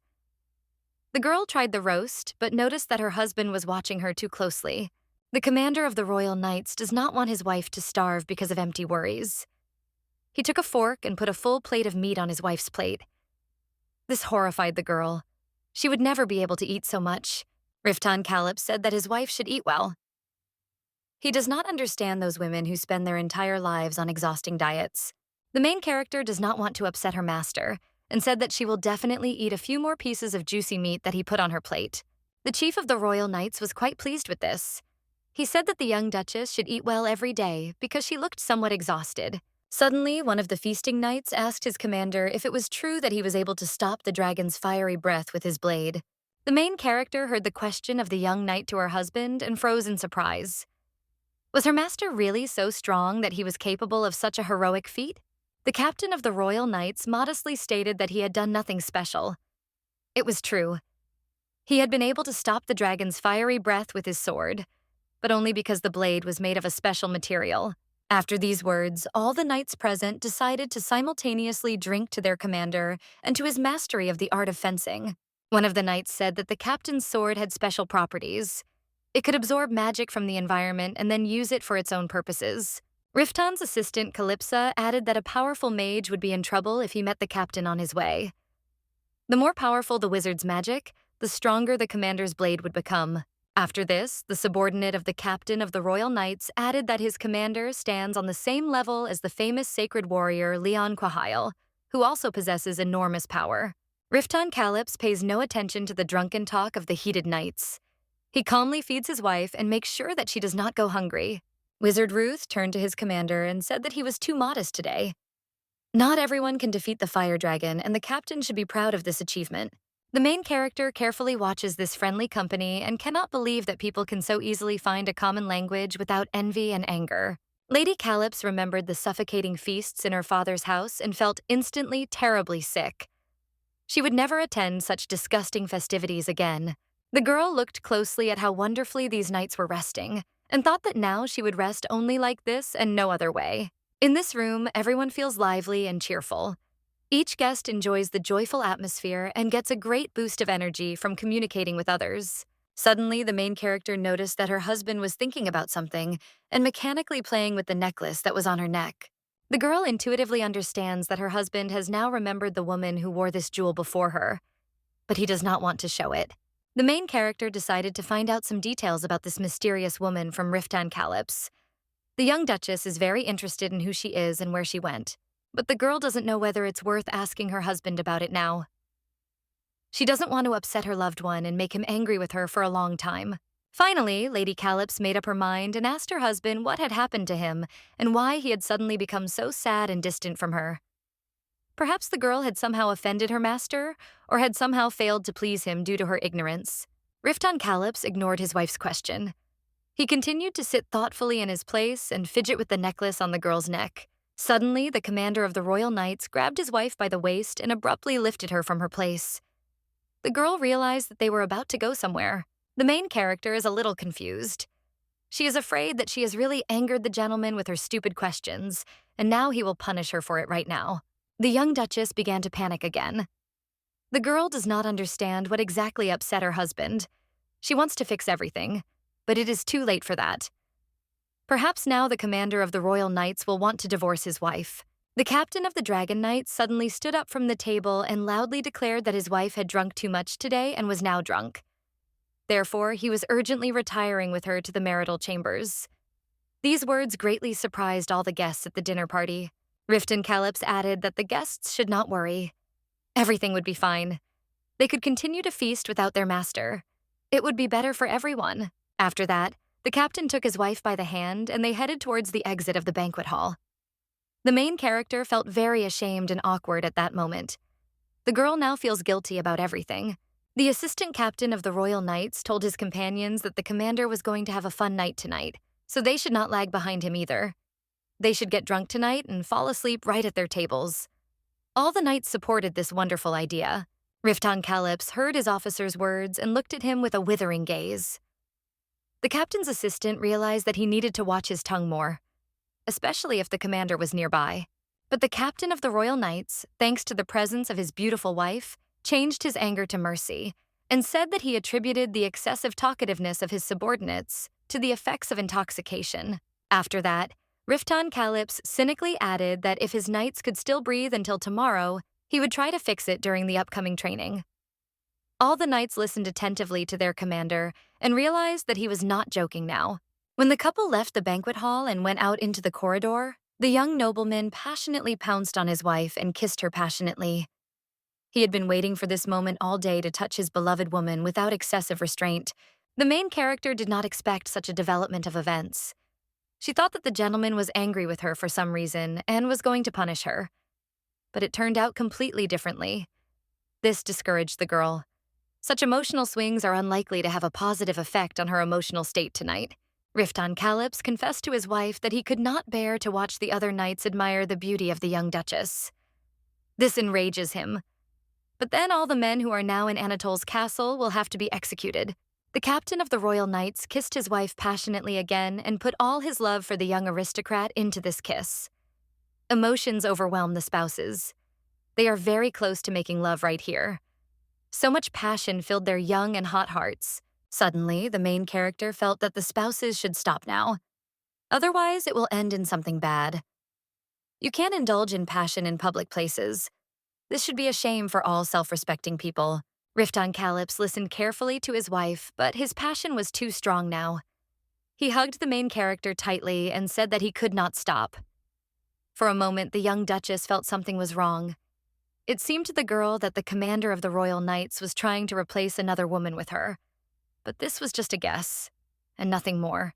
The passionate aristocrat did not think long about the situation.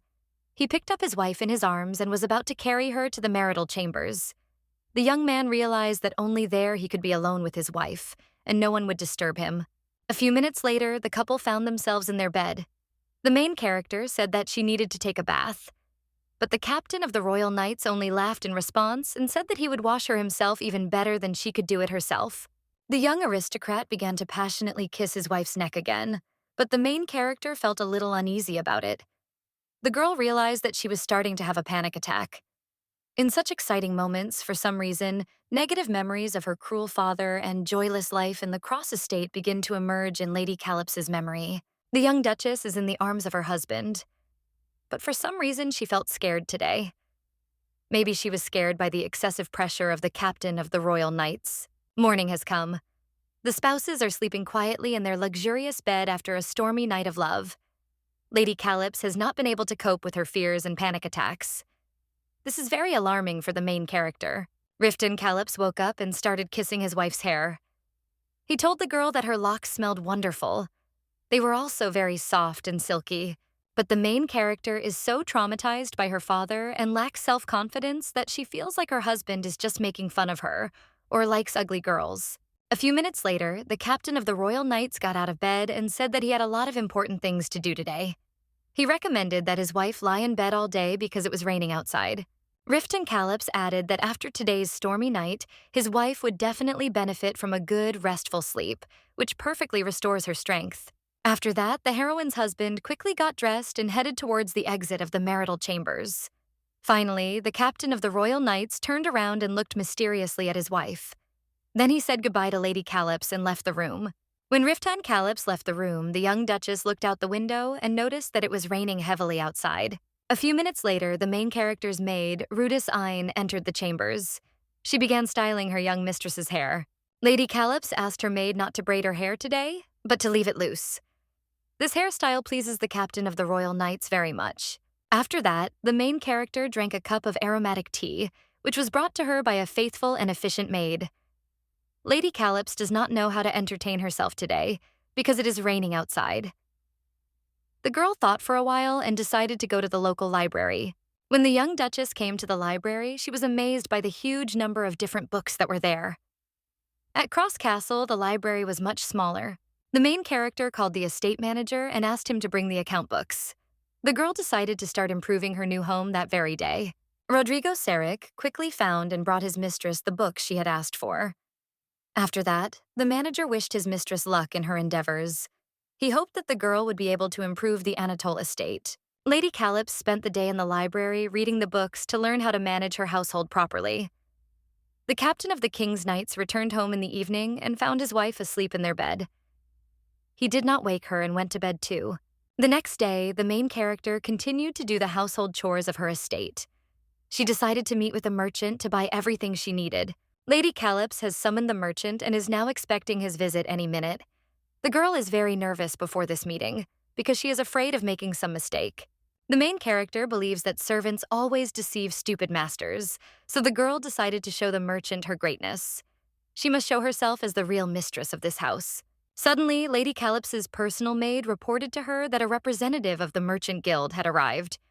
The protagonist told the maid to let the merchant in. The young duchess greeted the guest when he entered her room and invited him to have a cup of tea.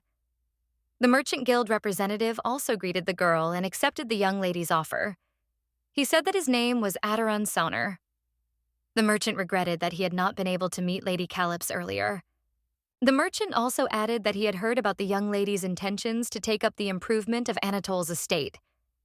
This was commendable, and he was ready to provide the girl with all possible assistance in this endeavor. The main character thanked her interlocutor and said that she wanted to start renovating her house from the windows. The representative of the trade guild listened attentively to the young lady and said that he could deliver any goods from any corner of the world to her castle. The girl liked it very much. She realized that she would be dealing with a real professional.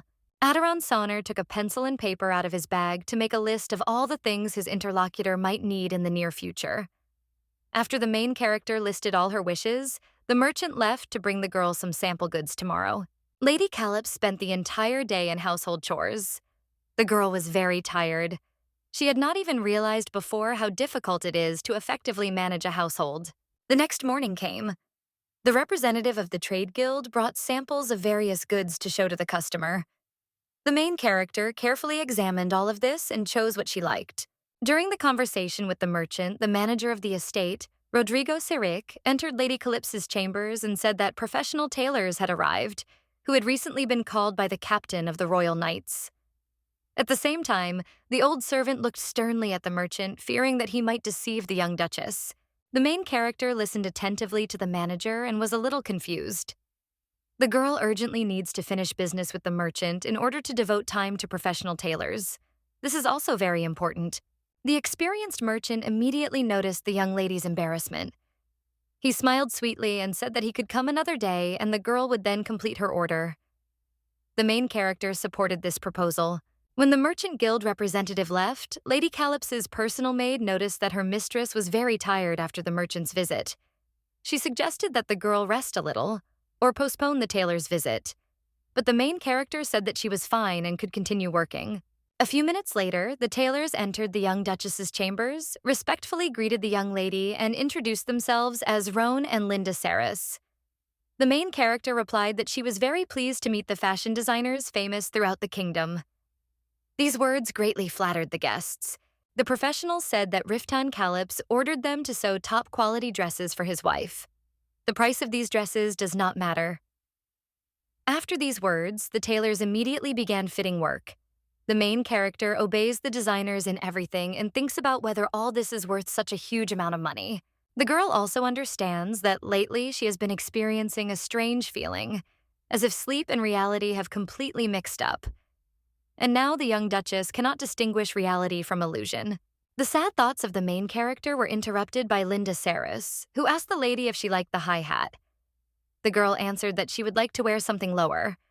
The dressmaker replied that she would change the style of the headdress. When the fittings were over and the dressmakers had gone home, Lady Calypso felt completely exhausted and empty. The girl had almost no strength left. In this dejected state, the main character looked at the old and cracked floor of the corridor she was walking along. This finally finished the girl off. Everything in this estate needs to be updated. But Lady Calypso doesn't know if she has enough strength for this. The young duchess also worries about whether she can spend such huge sums of money to fulfill all her desires without a twinge of conscience.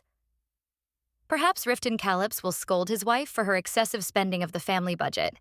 The main character is in a very difficult situation. She does not know how to count money and does not understand anything about it. But the girl also cannot ask her manager for help because he may consider her stupid. Lady Calypso is at a dead end. Suddenly, Riftan Calypso appeared in the corridor. The commander of the Royal Knights was very surprised that his wife was alone in the cold corridor. She might catch a cold if she stayed here for a long time. The young nobleman looked at his wife carefully and told her not to walk in the cold corridor in such light clothes. Next time, Lady Calypso should dress warmer so that she would not have health problems. The main character listened attentively to the captain of the Royal Knights and accidentally noticed that a small blue bouquet of flowers was peeking out from under his cloak. The young duchess asked her husband what kind of flowers he carried under his cloak in rainy weather. The young knight quickly hid the bouquet and told his wife that there was nothing there and that she had imagined it. After that, the commander of the Royal Knights said that they both should go to the chambers to dry off and warm up. The main character followed her husband. The girl thinks about whether she should ask her husband for help in matters of housekeeping. Suddenly, Riftan Calyps stopped and nevertheless pulled out a small but beautiful blue bouquet of flowers from under his cloak. This greatly surprised the young Duchess. The commander of the Royal Knights was a little embarrassed, but quickly pulled himself together and said that he had picked these beautiful flowers in the meadow. He liked them very much, so he decided to bring them to his wife. The main character is very happy about such an unexpected sign of attention from her precious husband. She does not know what to say from excitement. But Riftan Calyps, for some reason, thinks that his gift seems pathetic and useless to the girl. Lady Calyps accepted the bouquet from her master with great pleasure. She considers it the best sign of attention in all the time that they have known each other. The captain of the Royal Knights fears that his gift is too modest for his wife. He says that the girl can throw away this useless and stunted broom if she wants to do so. Lady Calyps listened attentively to her master.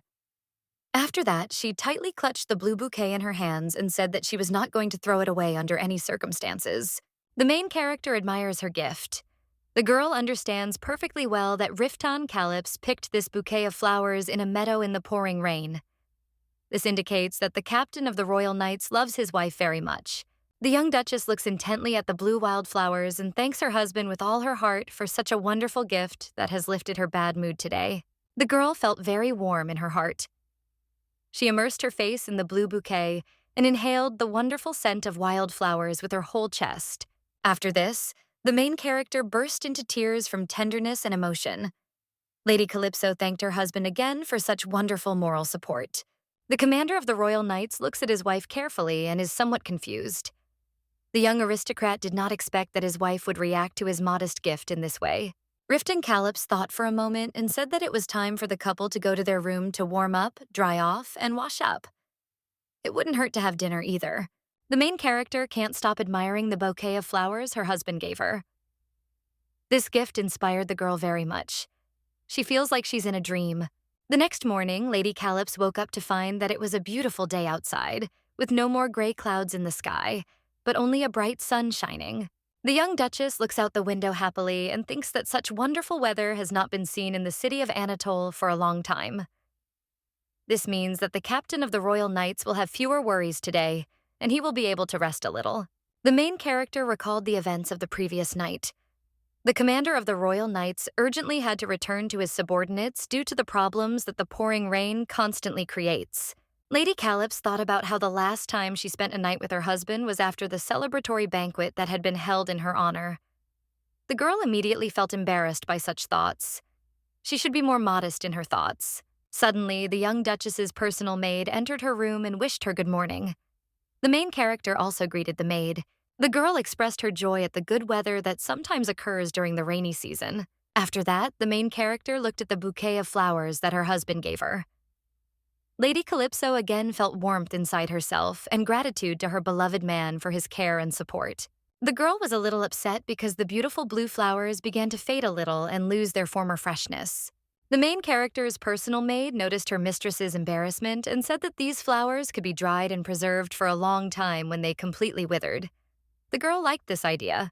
Lady Calyps's mood improved again, and she sincerely thanked her maid for her excellent service and moral support throughout.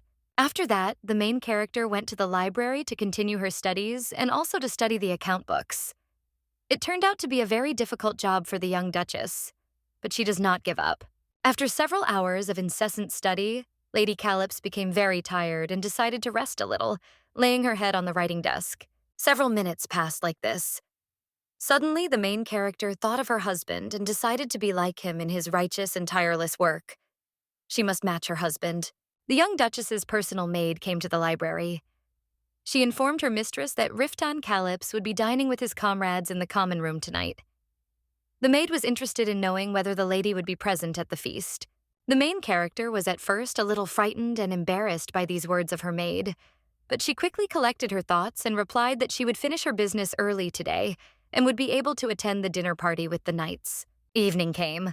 Lady Calyps came to the banquet hall and again met the estate manager at the door, who greeted her respectfully. Rodrigo Serich invited his mistress to go into the banquet hall and wished her a pleasant evening in all respects. The main character entered the room and immediately noticed that there was a rather tense atmosphere there. Riftan Calyps is in a heated argument with his subordinate and tells him that he only wants to go to the capital to see King Reuben in 3 days. The subordinate of the captain of the Royal Knights disagrees with his superior. He says that the king will no longer wait for Riftan Calyps to deign to honor him with his presence. Delay may bring the wrath of the ruler. It will do no good to anyone. The assistant commander listened attentively to the young knight and also agreed with him. Although this had never happened before, the commander of the Royal Knights listened to his comrades and said that the rainy season was not over yet. Let the ruler think that all the roads to the capital had become impassable. A younger knight intervened in the conversation, deciding to support his brothers in arms and bring the commander to his senses. He said that King Reuben III was always angry if the captain of the Royal Knights did not come to him to bow after the end of a military expedition.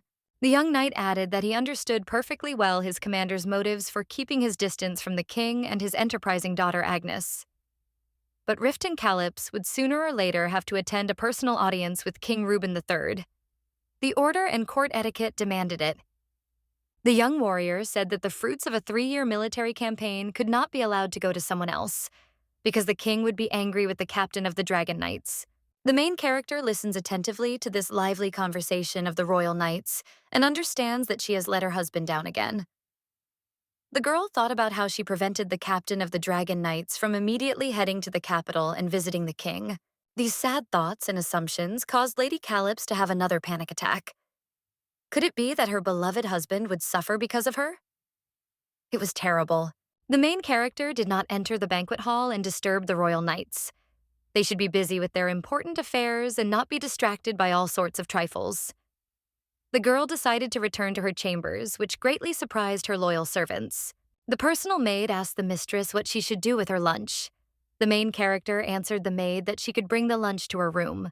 After these words, Lady Calyps, in proud solitude and in a terrible mood, headed to her chambers. A few minutes later, the main character found herself in her room and became even sadder from the realization that her husband would leave her in 3 days. The main character thought about the current situation. She strokes the winged unicorn statue with her left finger and tries to accept what is happening. Suddenly, the young duchess heard familiar steps. The captain of the Royal Knights entered the room and said that he had been informed about his wife's illness. He recommended that the girl go to bed early today. The main character replied that her husband should also rest. He deserved it more than anyone else. The young aristocrat said this and thought that perhaps her husband had started avoiding her because he was already tired of her. It was just awful.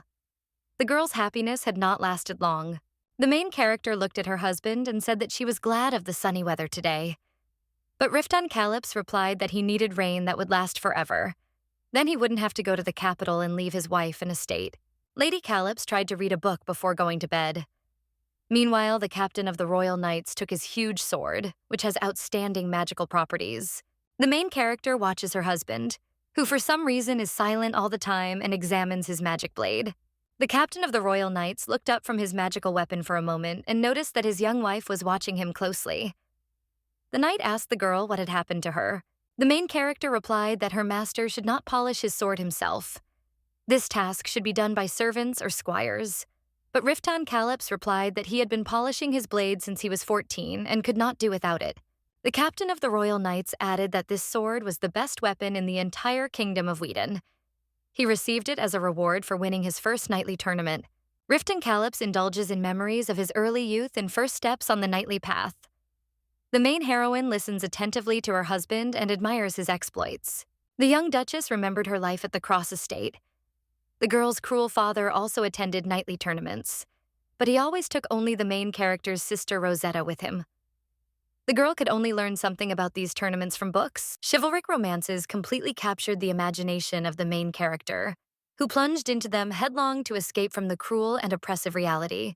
Lady Calyps looked closely at her husband and thought that he had most likely broken the hearts of many beautiful ladies who had rooted for the captain of the Royal Knights at numerous tournaments. After these thoughts, the girl began to have a panic attack again. She thought that she could lose her gorgeous husband at any moment if he went to the capital and got close to Princess Agnes. The main character calmed down a little and asked her husband what he thought about the kiss of a beautiful lady, which a noble knight receives as a reward for his service or heroic deeds. The captain of the Royal Knights listened attentively to his wife and replied that all this was romantic nonsense from stupid books. For a real knight, the most important thing is to fulfill his combat mission. But something tells the main character that her husband is cheating on her now. Maybe he doesn't want to upset the girl. But the young Duchess knows that every knight has his own beautiful lady of the heart, with whom he is forever bound by an oath. The main character has long suspected that Riften Calyps has a secret lady of the heart, to whom he once gave an oath of fidelity. If this is true, then the young Duchess simply will not survive it. Depressed by such thoughts, the girl thinks about the current situation. She does not know what to do now. Maybe it is worth somehow finding out the truth about the secret lady of the heart, which Riften Calyps so carefully hides. Suddenly, the captain of the royal knights put his magic sword aside and rose from his seat.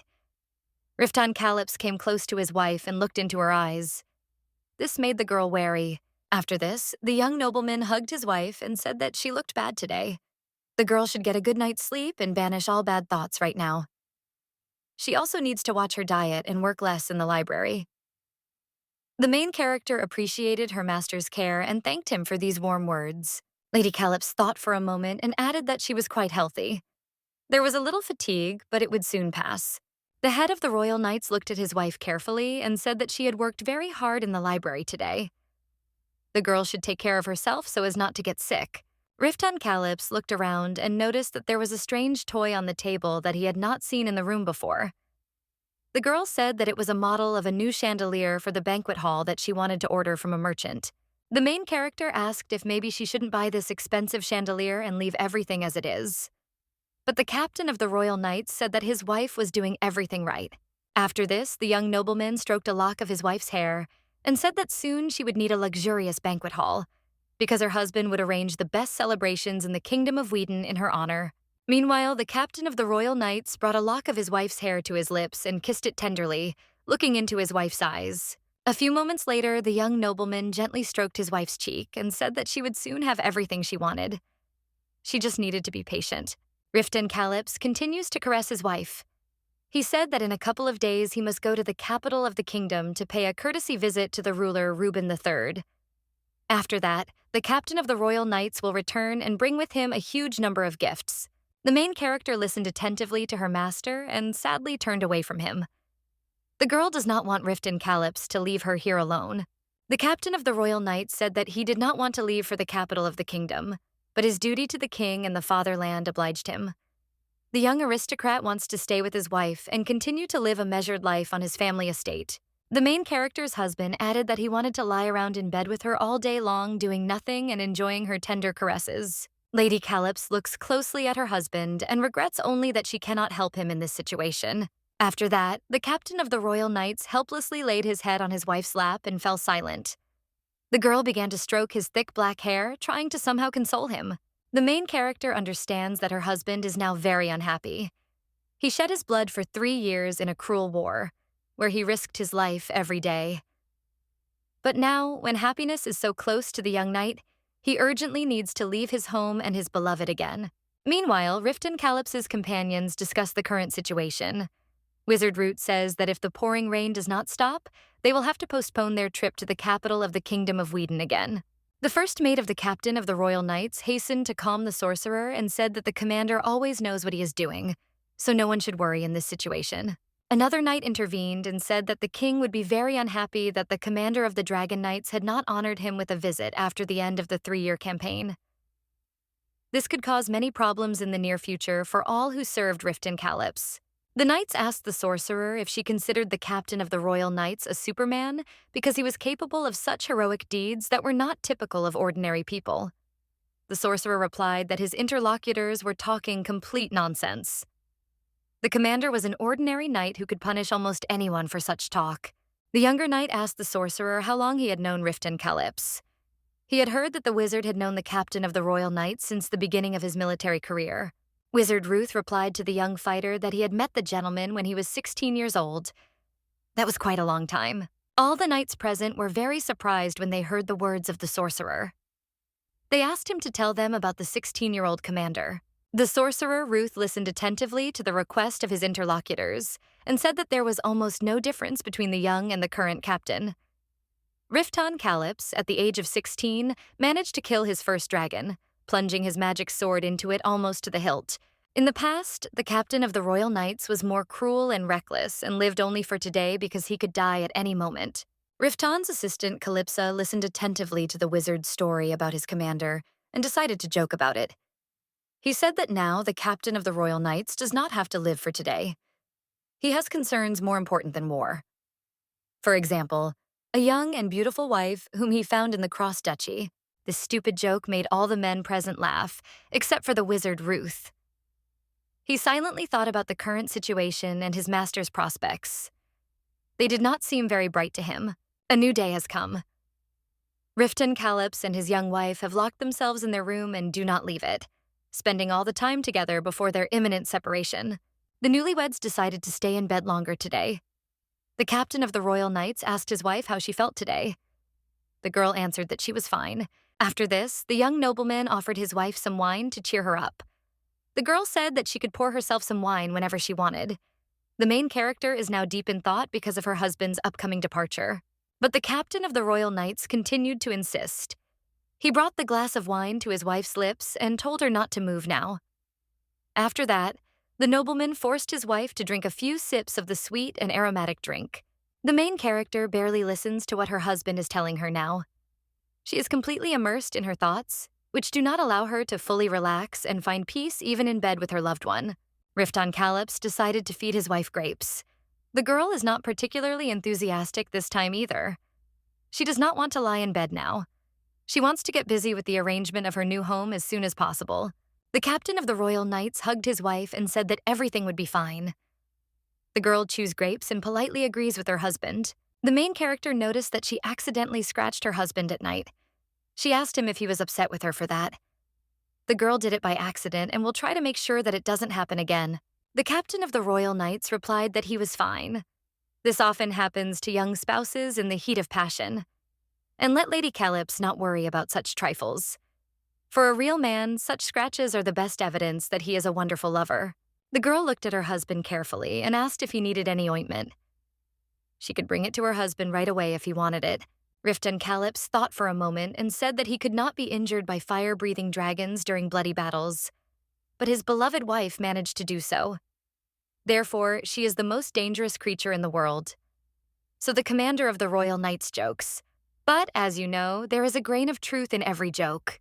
The young nobleman looks at his wife and says that from the first meeting with her, he knew that she would be able to cover him with wounds. The girl was very surprised by these mysterious words of her husband. Thus passed the whole day and night. The young spouses spent all their time together without leaving their chambers. The morning of the next day came, which foretells new events that will have a fateful influence on the lives of the aristocrats in love. The main character woke up from the sunlight that flooded her room. The girl found herself alone in her bed. Her husband had gone somewhere on important business. Lady Callips came to her senses a little and turned her attention to the maids who were currently cleaning her chambers. The girl asked the maids where her husband was now. One of the maids told the young mistress that Riften Callips was currently making preparations for his upcoming departure, which would take place at noon today. This information greatly excited the main character. The girl hurried to leave her bed in order to also prepare for her husband's departure and to see him off on his long journey as befits a loving wife. The main character changed her clothes and ran out into the street. She wants to quickly find her husband to spend time with him before he leaves. For Lady Callips, this is very important. Meanwhile, Riften Callips is giving a speech to a group of royal knights. He wants to convey important information to his subordinates that they absolutely must know. The captain of the Royal Knights loudly declared to everyone present on the parade ground that all warriors who took part in the 3-year campaign were obliged to attend the victory parade that would soon take place in the capital. When the commander finished his speech, the wizard Ruth took the floor. He said that the captain of the Royal Knights was absolutely right in this situation. Only a few knights who would remain here could guard Anatole's castle. The magician also planned not to leave the city. Riften Callips thanked the wizard for his support and said that he would be much calmer if the sorcerer remained in Anatole's castle and guarded it. After this, the young nobleman looked around and noticed something strange. It seemed that his wife was secretly watching the gathering of knights. The captain of the Royal Knights noticed that Lady Callips was standing behind one of the columns, watching him and his subordinates. The girl did not want to reveal her presence so as not to become a hindrance to her husband. The main character thought for a long time about how to approach her master in order to keep him company and not become a burden. But nothing comes to her mind. Therefore, the girl prefers to hide behind a column and not to displease Riften Callips. Suddenly, Lady Calypso saw that her husband had finished communicating with his subordinates and was heading towards her. The main character was very surprised by this, because she did not expect such a development of events. The young Duchess greeted her husband and said that she had come to visit him and inform him that the food for the knights was ready. Therefore, they could set off on their journey in peace. Riften Calypso thanked his wife and turned to his subordinates. The captain of the Royal Knights ordered his fighters to leave for lunch. After this, the young nobleman asked his mistress how she was feeling and whether she was showing any signs of depression due to her husband leaving her for some time. The captain of the Royal Knights smiled mysteriously and said that everything was quite clear. His wife was not only in perfect health, but also looked blooming and rosy. After this, the young nobleman approached his wife and said that she was the standard of innocence and purity for him. Riften Calypso thought for a moment and hugged his wife tightly. He said that he really didn't want to leave her now, but business and duties called him. A knight must serve his king, no matter how sad it was. The girl also hugs her master tightly in anticipation of an imminent separation. She does not want to remain without him in the Anatole estate. This house will be empty without its owner. The loving couple stood there, embracing for a few minutes. After that, Riften Calypso told his wife that the other knights were waiting for them for a farewell dinner.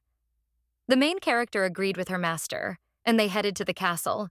When the farewell dinner was over, the captain of the Royal Knights and his subordinates saddled their horses and prepared to leave the castle of Anatole. Riften Calypso told his wife that he would return soon. The girl replied that she would wait for him. The main character thought for a moment and asked her master to be very careful on the way. There are many different monsters everywhere that are hungry for human flesh. The young nobleman looked at his wife carefully and thought that her parting words would serve as a talisman for him on his long and dangerous journey. This is exactly what he needs more than anything else in the world now. After this, the captain of the Royal Knights kissed his wife hard in front of his subordinates.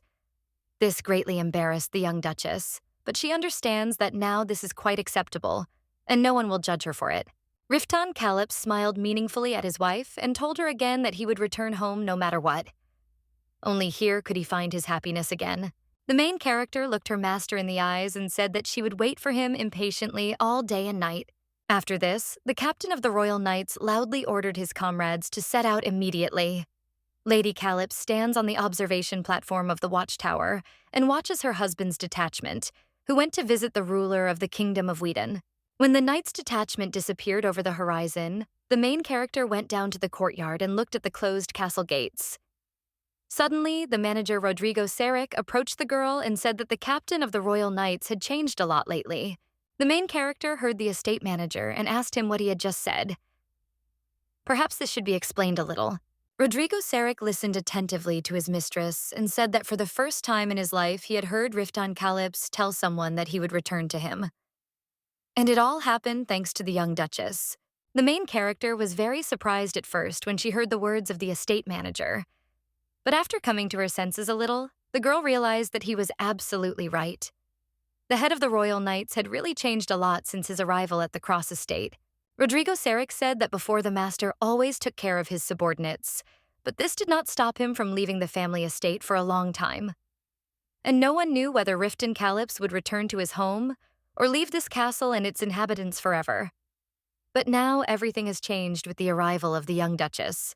The main character listened carefully to the estate manager and realized that it was only thanks to her that Riften Calypso began to perceive Anatole Castle as his home. Suddenly, the young Duchess's personal maid appeared next to Rodrigo Seric. The servants hesitated for a moment, but then gathered their strength and said that they were very happy about Maximiliana Calypso's presence in the Anatole Castle. The main character listened attentively to her servants, and she began to have a panic attack from excitement. The girl thought again that she did not deserve such kind words addressed to her. Lady Calypso received a very strong psychological trauma from her father in childhood. And now it is difficult for her not only to believe in herself, but also to believe the good opinion of the people around her. The main character must prove to herself that she is worthy of being called the real mistress of the Anatole estate.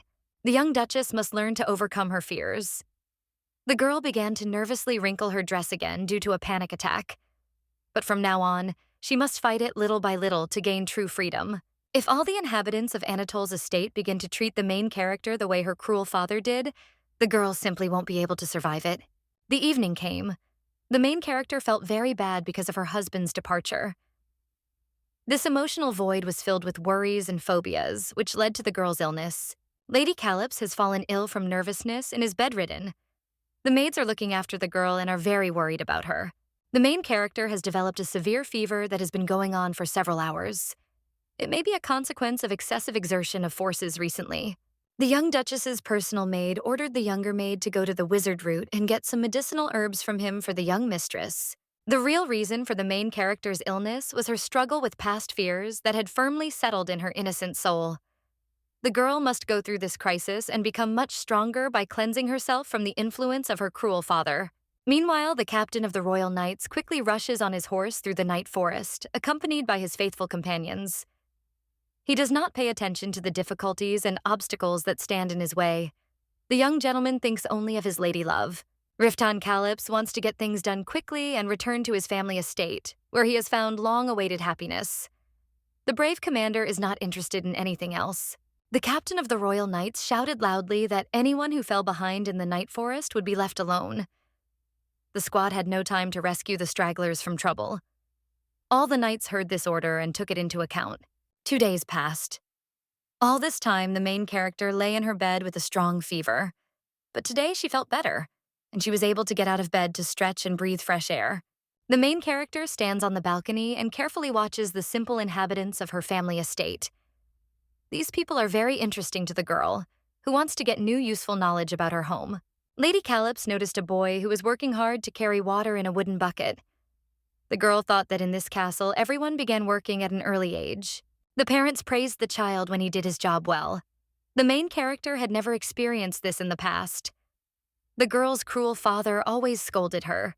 Lady Calypso also wants to contribute to the improvement of her native estate and be truly useful in this matter for all the inhabitants of Anatole Castle. Then she will be able to feel happy. The girl looks at the blue sky. She stretched out her hand to the smoky clouds, which symbolize her dreams, which seem so unattainable to her. Maybe all the goals that the young mistress of the estate wants to achieve will forever remain just empty dreams of a stupid and poorly educated girl. The main character continues to look at the sky. Suddenly, she thought about her mother, whom her cruel father considered absolutely useless. So she died. From black despair, will the young duchess also have to inherit a similar fate? Suddenly, Lady Calypso's personal maid appeared on the balcony and interrupted her sad thoughts by calling her. The main character shuddered in surprise. The girl realized the simple fact that if she did not stop thinking negatively now, she would again end up in bed with a fever. Lady Calypso was once again so upset by her depressive thoughts that she began to unconsciously crumple the fabric of her cape, which her personal maid had just thrown over her shoulders so that she would not catch a cold. The main character looked at the sky again, which gradually began to paint itself in sunset colors. The girl thought that she should improve her home. Then Rifton Calypso would never abandon her. From that moment on, Lady Calypso decided to change forever in order to be worthy of her husband and master, who showed her what true human happiness is. The next day, the main character decided to take the wizard Ruth, who has extensive knowledge in various fields, as her assistant. This step should move all attempts of the young duchess to engage in economic activity in the Anatole estate from dead center. The girl brought the sorcerer to the library and showed him the account books she had recently tried to check. The wizard immediately determined that these books contained many mathematical and financial errors that required immediate correction. The main character looks closely at her assistant and cannot understand anything he is trying to explain to her about finances. The girl simply does not have the necessary knowledge for this. Wizard Ruth began to explain to Lady Calypso the differences between various monetary units and currencies. The wizard also tried to explain to the girl how to compare them correctly. After that, the magician carefully studied the account books again and said that it was necessary to make a global inventory of all funds. If the main character continued to manage the estate's financial affairs in the same spirit, the captain of the Royal Knights would soon go bankrupt. Lady Calypso listened attentively to her interlocutor and became very upset. The girl said that all this happened because she did not know how to properly manage financial affairs. The wizard said that the young duchess should have informed the estate manager about this. Then there would not have been such problems from the very beginning of her activity as the estate's financier. Lady Calypso is not satisfied with this. The main character looked at the young wizard and said that she couldn't tell the servants about her incompetence. Otherwise, they would laugh at her and wouldn't respect her as the real mistress of the estate. The sorcerer did not expect such a development of events. He was very surprised when he heard the words of his mistress and promised that he would not tell anyone anything and would sort out the account books himself without outside help. This pleased Lady Calypso, and she agreed with her assistant's proposal.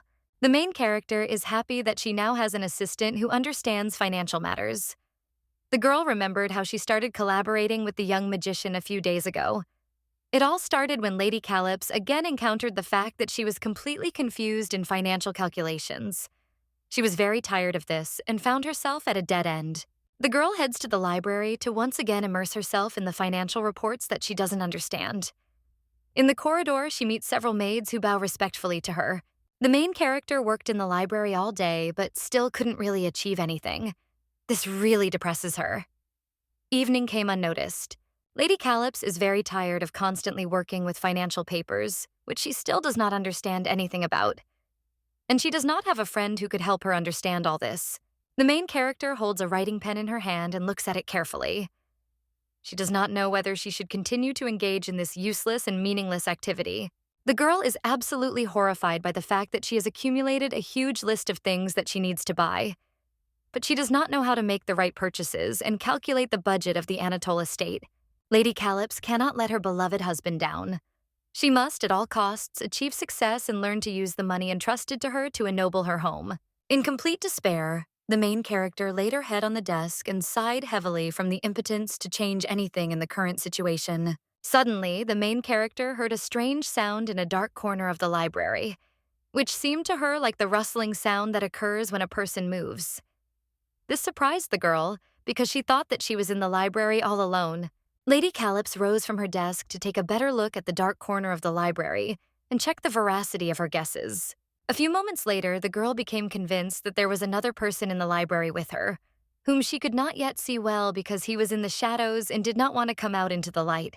The main character continues to watch the uninvited guest. She was very scared and for a moment thought that it was some thief or bandit who had secretly made his way into the estate. There was an awkward pause for a few seconds, which the mysterious stranger decided to immediately break. It turned out to be the wizard Ruth, who also likes to spend his free time in the library in search of new knowledge. He greeted his mistress and said that she had become too impressionable lately. The sorcerer sat down on the desk opposite the main character. He said that he wanted to sleep among the books in the library, because there is always silence here. But Lady Calypso did not allow him to rest peacefully with her loud sighs and moans.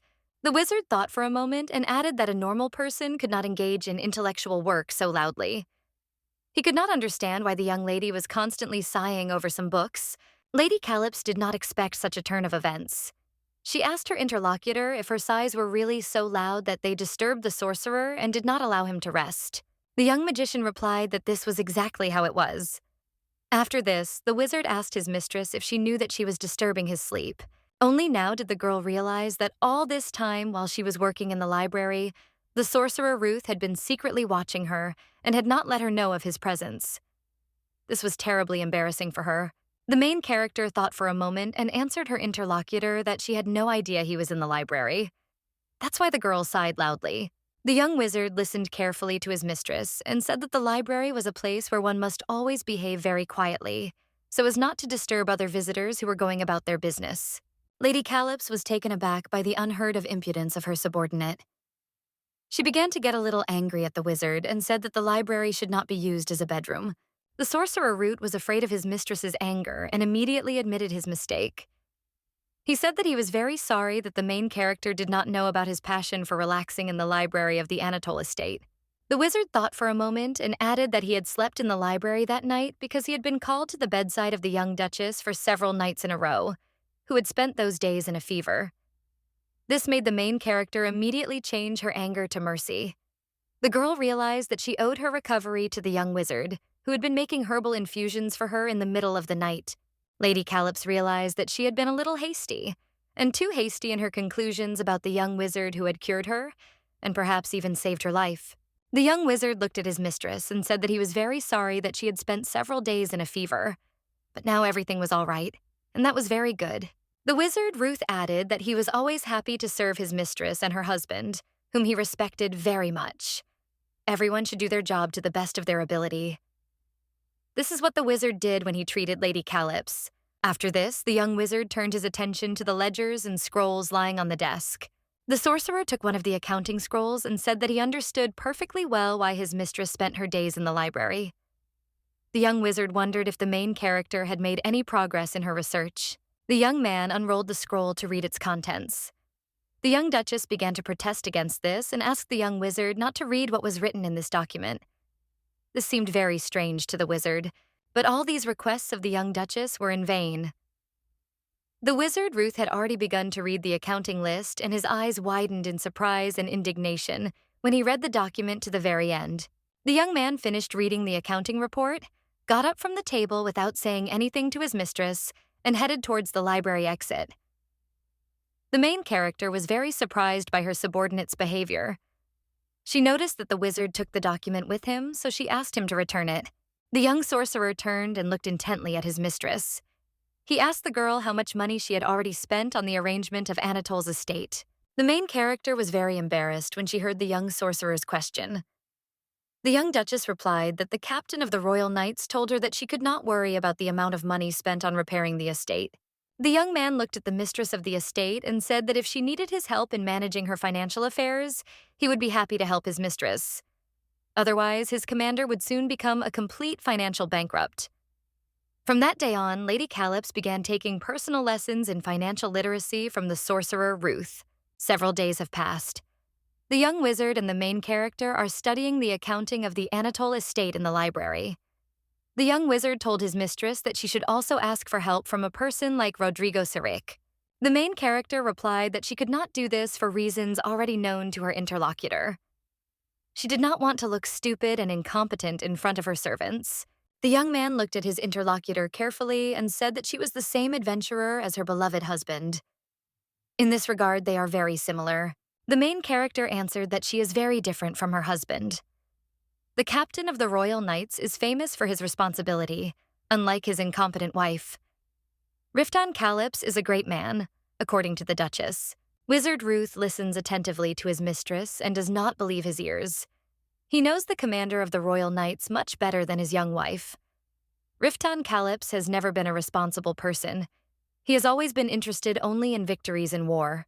Lady Calypso's financial literacy tutor thought for a moment and said that that was enough for today. It was time to rest. The main character couldn't believe her luck when she heard these words. The girl was very tired today, so she laid her head on the desk and thanked her teacher for the opportunity to rest.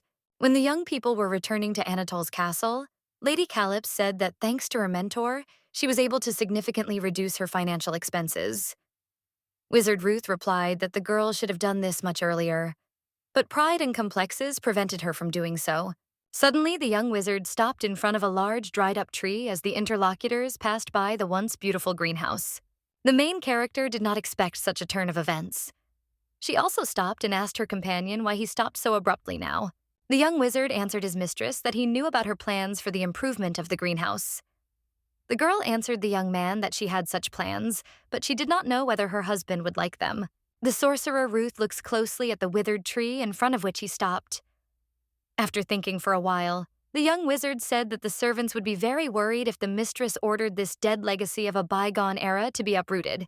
The main character listened attentively to her interlocutor and looked at the dry branches of the tree, which, in her opinion, only took up extra space. The girl said that it would be appropriate to use this dried plant for firewood. This would bring at least some benefit to the estate. The young man answered the lady that the locals believe that magical creatures live in the trees, and it doesn't matter to them whether the trees are alive or dry. People will be wary of cutting down this once majestic oak. Lady Calypso listened attentively to her interlocutor and asked what was so special about oak trees according to local beliefs. The young wizard continued to look at the dry oak tree. He thought for a moment and said that the young duchess most likely knew the famous story of Sir Wigro. The main character replied that she had heard about it for the first time in her life. The young man was a little surprised when he heard his mistress's answer and decided to tell her this instructive legend. Sir Wigro was the knight who stopped a long-term bloody war thanks to his magic blade, which was given to him by the ancient gods. Thus, this legendary hero laid the foundations of the Rome Empire. An ancient legend says that Sir Wigro fulfilled his destiny and ascended to heaven on his white dragon. The inhabitants of the city of Anatole believe that before leaving this earthly world, Sir Wigro fell in love with a beautiful nymph who lived in the branches of a mighty oak tree.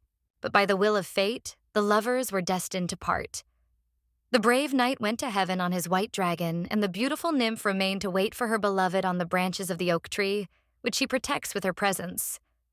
That is why locals believe that all trees are sacred, and especially oaks. After all, on one of them, the legendary nymph is waiting for her groom. The local girls believe so strongly in this romantic legend that every year they go out into the fields and sing hymns of praise and songs of the true love of the wood nymph and Sir Wigro. The young wizard finished his story and again looked carefully at the mighty dried oak tree that stood majestically before him. The main character listened carefully to her mentor and said that now she understood everything. If Lady Clips ordered to cut down this dried oak, then the inhabitants of Anatole's castle would stop loving and respecting her. The sorcerer Ruth confirmed his mistress's guess. He looked intently at the young duchess and said that the locals would secretly hate the mistress and would not show it too openly, so as not to receive a cruel punishment for this from Riftan Calyps, who was very quick to punish. The girl listened attentively to her mentor and thought about his words. The main character found herself at a dead end again. She doesn't know what to do with the huge dried-up tree that is in the yard of her estate and takes up extra space and also spoils the view. Lady Calyps was starting to get nervous about this. She felt like she was going to have another panic attack soon if she didn't do something about it now. The young wizard looked at his mistress attentively and thought that something was wrong with her. It was necessary to calm the impressionable girl down immediately. Wizard Ruth thought for a moment and told his interlocutor that he would do everything possible to revive this majestic oak tree that could not be cut down. Perhaps something would come of it if he put forth the necessary efforts. Several days have passed. In the kitchen, the maids are peeling potatoes and discussing the latest news. The girls also praise Maximiliana Calypse for working hard in the library, wanting to revive the dry oak, and for once saving one of the maids from the wrath of Riftan Calypse by standing up for her. After that, the workers began to discuss the appearance and heroism of the captain of the Royal Knights. Each of these girls dreams of such a man. The first maid said that Riftan Calypse changes a lot when he is next to his wife. He becomes joyful, gentle, and kind. It suits him very well. The second maid agreed with her interlocutor. She said that the rumors about the engagement of the captain of the Royal Knights with the princess turned out to be false gossip. Otherwise, Riftan Calypse would never have brought the young duchess to his castle as a mistress. The head cook suddenly interrupted the gossiping conversation and said that it was time for them to stop using their tongues and start working more with their hands. There were still a lot of potatoes to peel in order to prepare enough food. The first maid said that everything would be ready on time and the head chef's reputation would not suffer. In Anatole's castle, as always, there would be the most delicious food that would give a head start to the dishes of the capital. The chef smiled and said that he was very happy when his work was praised. He especially liked it when the dishes he prepared were to the taste of the young lady. The first maid listened attentively to the cook and said that Lady Calypse gave special preference to aromatic tea with special local sweets that were not available anywhere else in the entire kingdom of Whedon. The chef agreed with his interlocutor and said that the young duchess would forever love the Chateau Anatole, thanks to its signature dishes, which he prepares for the girl with great love. Meanwhile, Lady Calypse and her tutor once again indulged in tireless intellectual labor in the library. These studies became a daily tradition. The sorcerer Ruth carefully read the latest financial report, and for some reason again became sad and sighed heavily after reading it.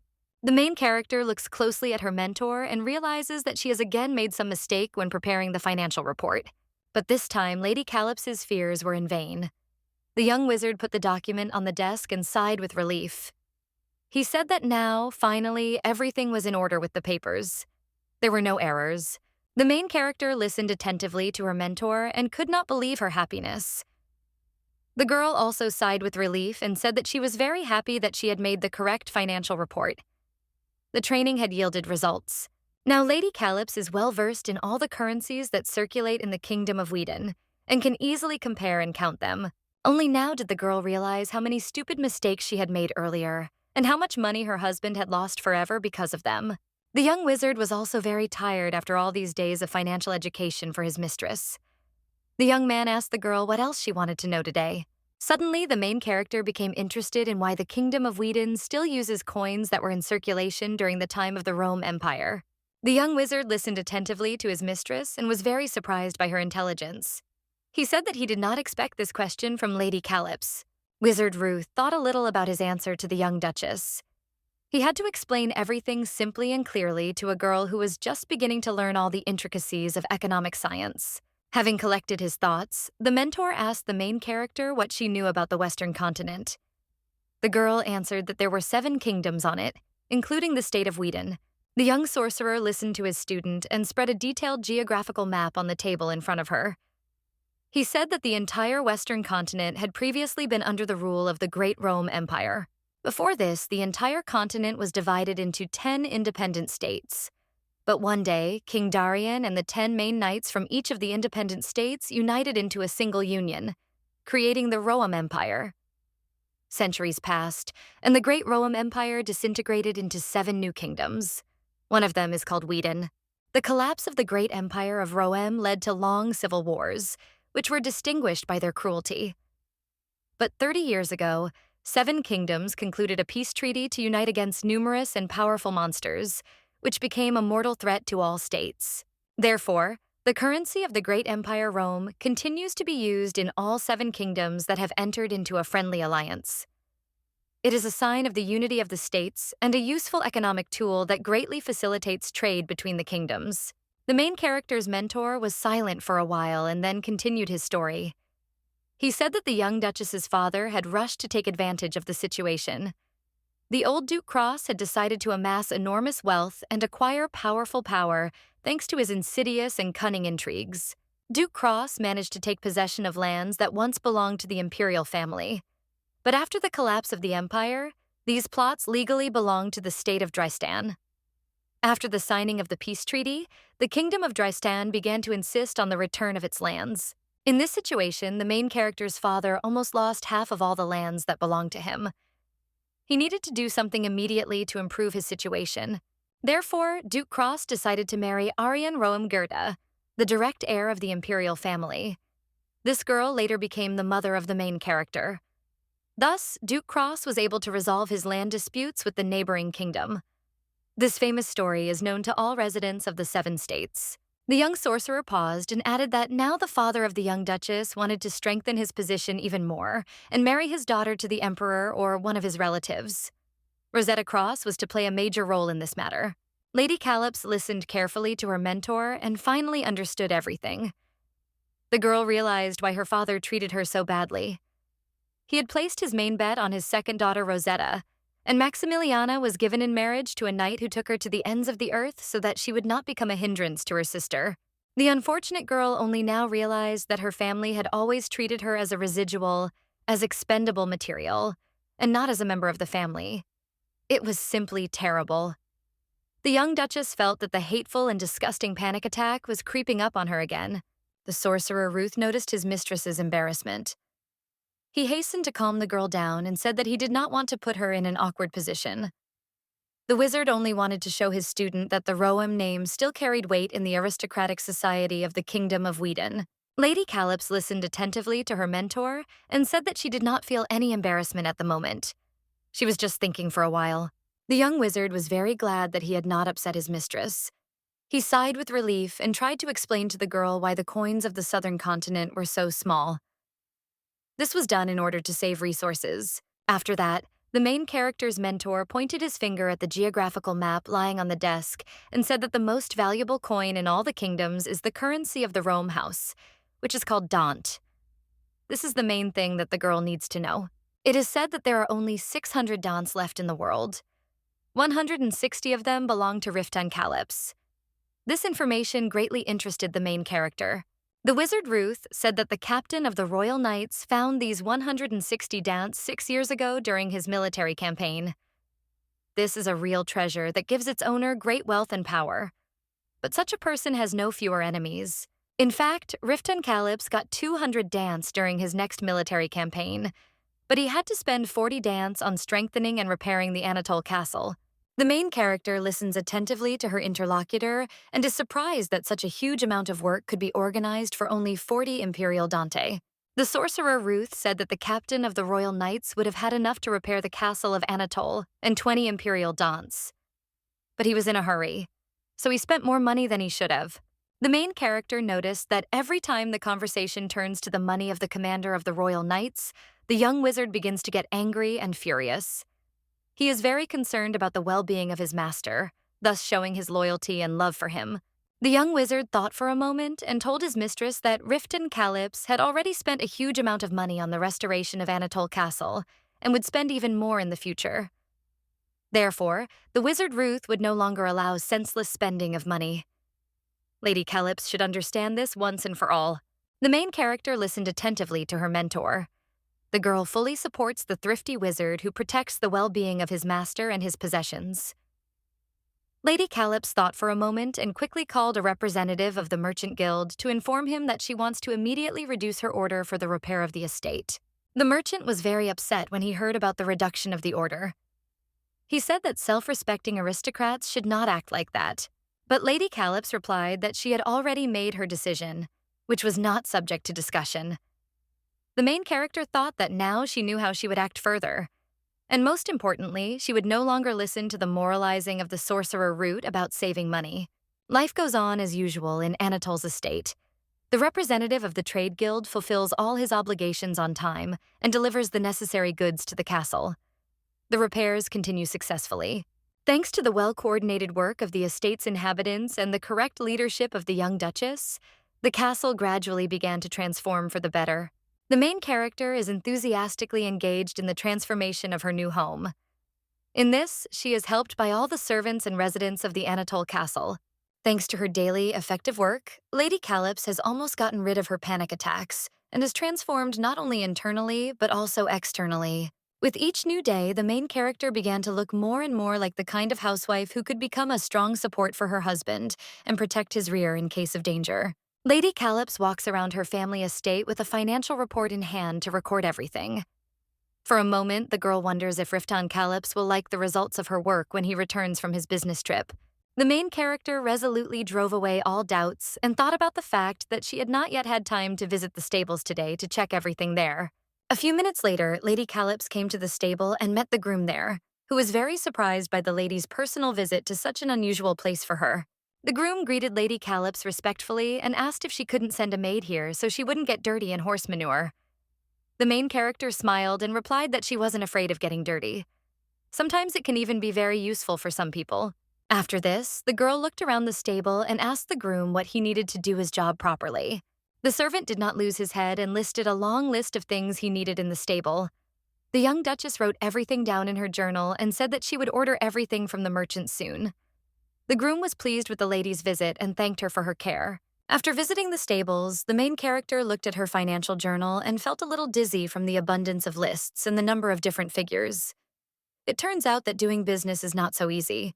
Lady Calypso closed her journal and thought that she was doing well and that she would definitely cope with all the tasks. Besides, the girl realized that she had just not been trembling when meeting a groom whom she hardly knew. This was very good. The panic was gradually receding and losing its power over the young duchess. Suddenly, a strong and cool wind blew and brought the girl out of her thoughtful state. Lady Calypso was almost not scared this time either. The main character looked at her disheveled red hair, which had been tangled by a gust of wind. The girl thought that it wouldn't hurt to make her hairdo more practical. A new gust of wind made Lady Calypso think about her beloved husband. The girl wants to know what is happening to him now and how he got to the capital of the kingdom. Suddenly, the main character heard someone's voice nearby and asked her what she was doing here all alone. The girl became alarmed and looked around to see who had called her. Lady Calypso did not expect to meet anyone here. The main character saw two men walking towards her who said that there was no need to be afraid of them. One of the strangers nudged the other in the side and laughed loudly, saying that his friend had frightened the young duchess. Lady Calypso recognized the young men. They turned out to be the knights in training she had seen during the banquet in her honor. One of the young knights hastened to introduce himself to his mistress and said that his name was Urix Lobar.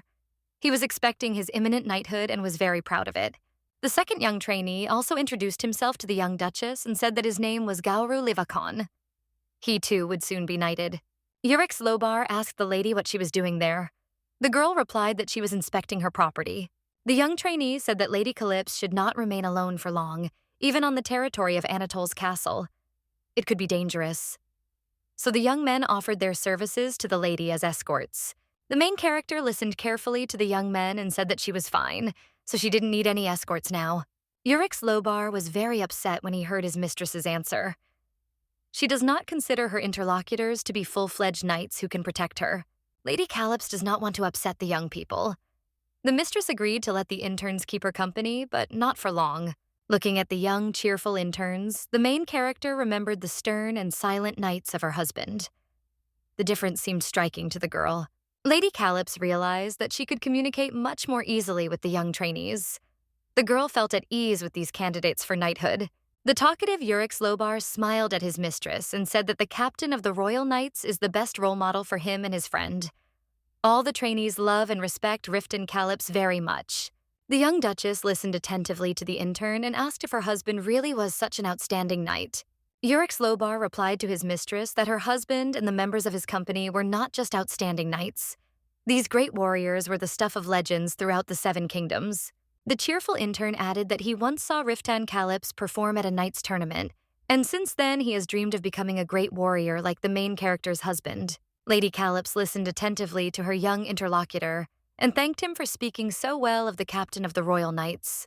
The young trainees, inspired by their mistress's words, continued to praise Riften Calyps and his fighting qualities. The female protagonist also decided to praise her husband and said that the captain of the Royal Knights once killed a huge monster with one blow of his sword. These words made a great impression on the young men. Therefore, the girl added that in fact her husband killed not one, but 10 monsters with one blow of his magic sword. The young and inexperienced trainees immediately believed their mistress's story and asked her to tell them all the details of this battle between the captain of the Royal Knights and the terrible monsters. The main character decided not to disappoint her husband's young fans, so she immediately came up with a gripping story about how Riften Calyps defeated a squad of terrible monsters. The girl described in great detail how her husband grabbed his sword and chopped the bloodthirsty monsters into small pieces. The young interns listened to this story with great attention and pleasure. The young duchess was so carried away by her emotional story about her husband's exploits that she herself almost believed in the truth of this adventure story. The main character continues her story. In her imagination, passions have heated up to the absolute limit. This tension was transmitted to the young listeners of this fantastic story. Suddenly, Lady Calyps stopped her story at the most interesting place, because she saw the wizard Root, who was near a dried oak tree and performing some strange manipulations. The girl decided to take a closer look to understand what her mentor was actually doing now. His actions surprised the young duchess very much. Meanwhile, the young wizard took a knife and began scraping some particles from the trunk of the dead tree. Perhaps he was collecting samples of the material for future research. The young wizard collects the material in his knapsack and at the same time continues the fictitious story of Lady Calyps, showing her that he is not very pleased with her inventions. After that, the sorcerer Ruth looked at his mistress and with just one look made her understand that she shouldn't lie so openly even to young trainees. Perhaps the lady should restrain her flights of fancy, so as not to pay for it with disappointment later. The wizard collected the substances he needed and approached the young knight candidates. He ended his mistress's fantastic story on a pompous note, which was very much appreciated by the fans of the captain of the Royal Knights. Urix Lobar asked the wizard what he was doing there. The wizard showed the trainees his knapsack and said that he was creating special reagents at the request of Lady Calyps. Urix Lobar said that the young duchess told a very exciting story about how Riften Calyps defeated several monsters with one blow of his magic blade. The young man wondered if the wizard Ruth was present at this event, and he was very surprised by this question. The main character heard these words and pressed her financial journal tightly to her stomach. The girl began to get very worried, and worried that she would now be exposed as a liar. Lady Calyps did not expect such a turn of events.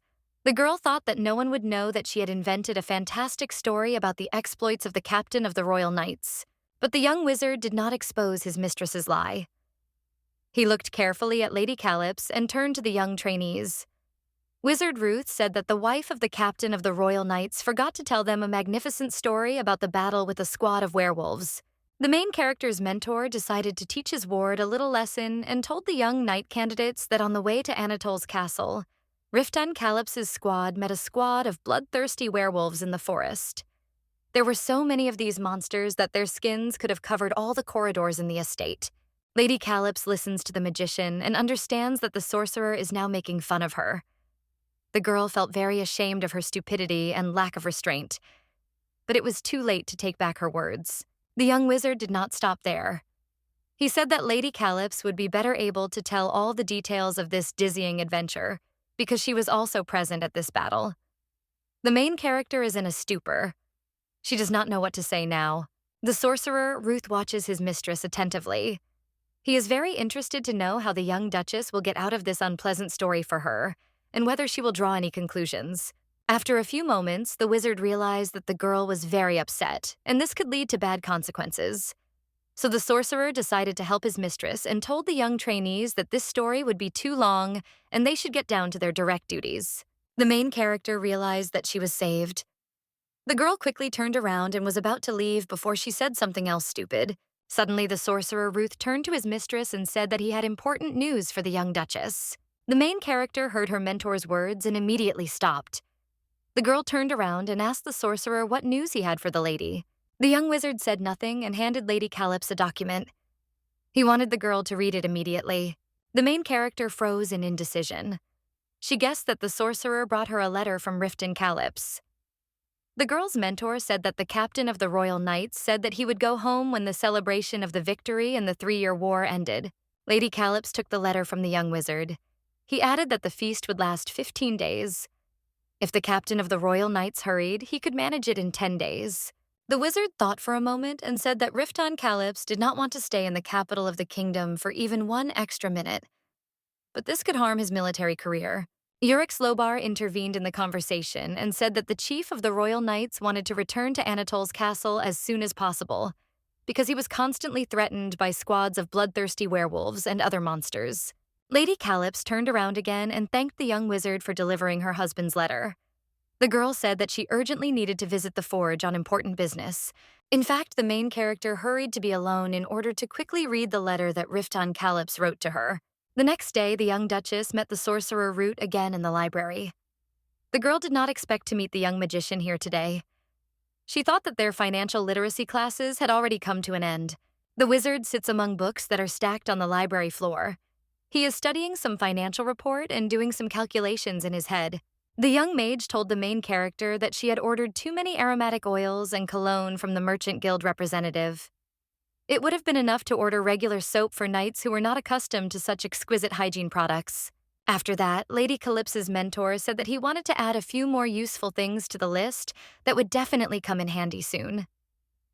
The main character looks at the young wizard with bewilderment and doesn't know what to tell him.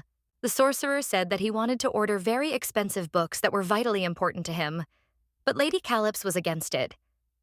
The girl said that the magician could not make such expensive orders at the expense of his commander, but the young wizard did not lose his head, and told his mistress that knowledge is the most valuable asset that can always be useful and will never spoil.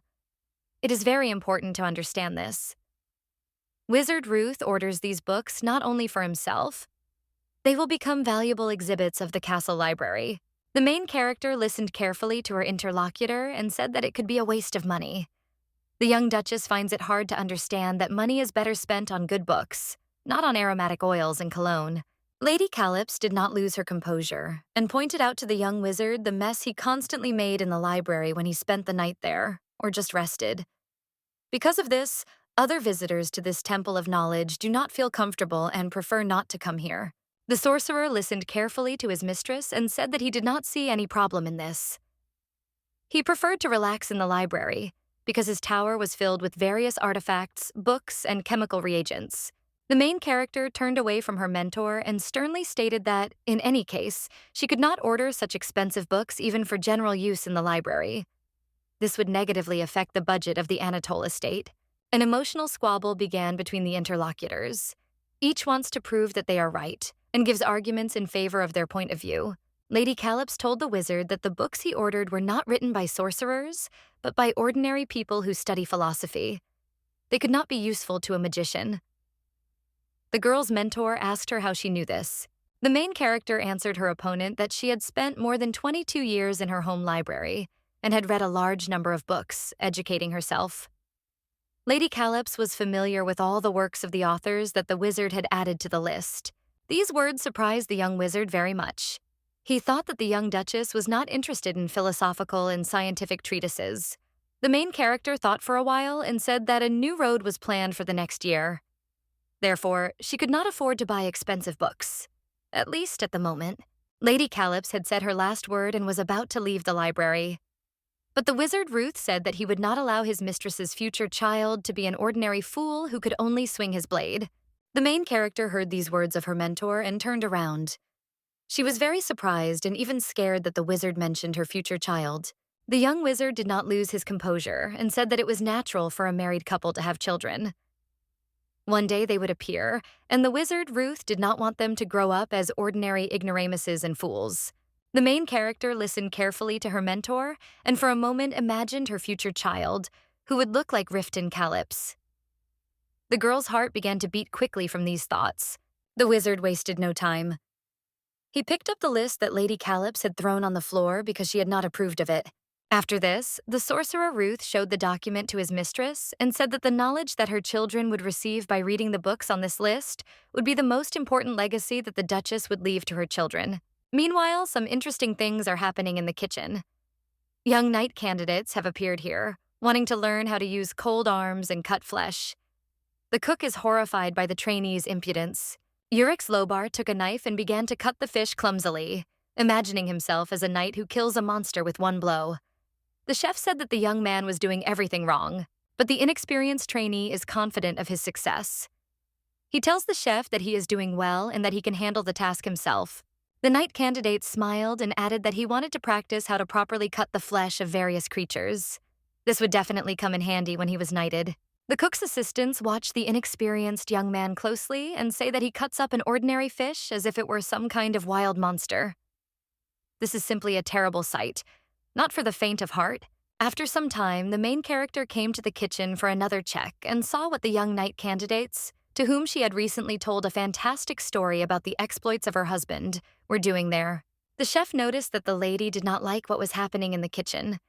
He tried to stop the trainee, but Urix Lobar was still under his illusions. He said that the young duchess should like the way he dealt with the fish. She was not afraid of the sight of blood because she was the wife of the great captain of the Royal Knights. The intern turned to seek support for his words from his mistress.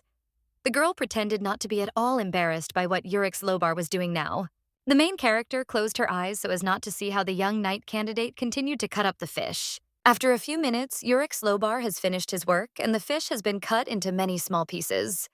The servants watch the young man and wait for what will happen next, but the chef was not at a loss.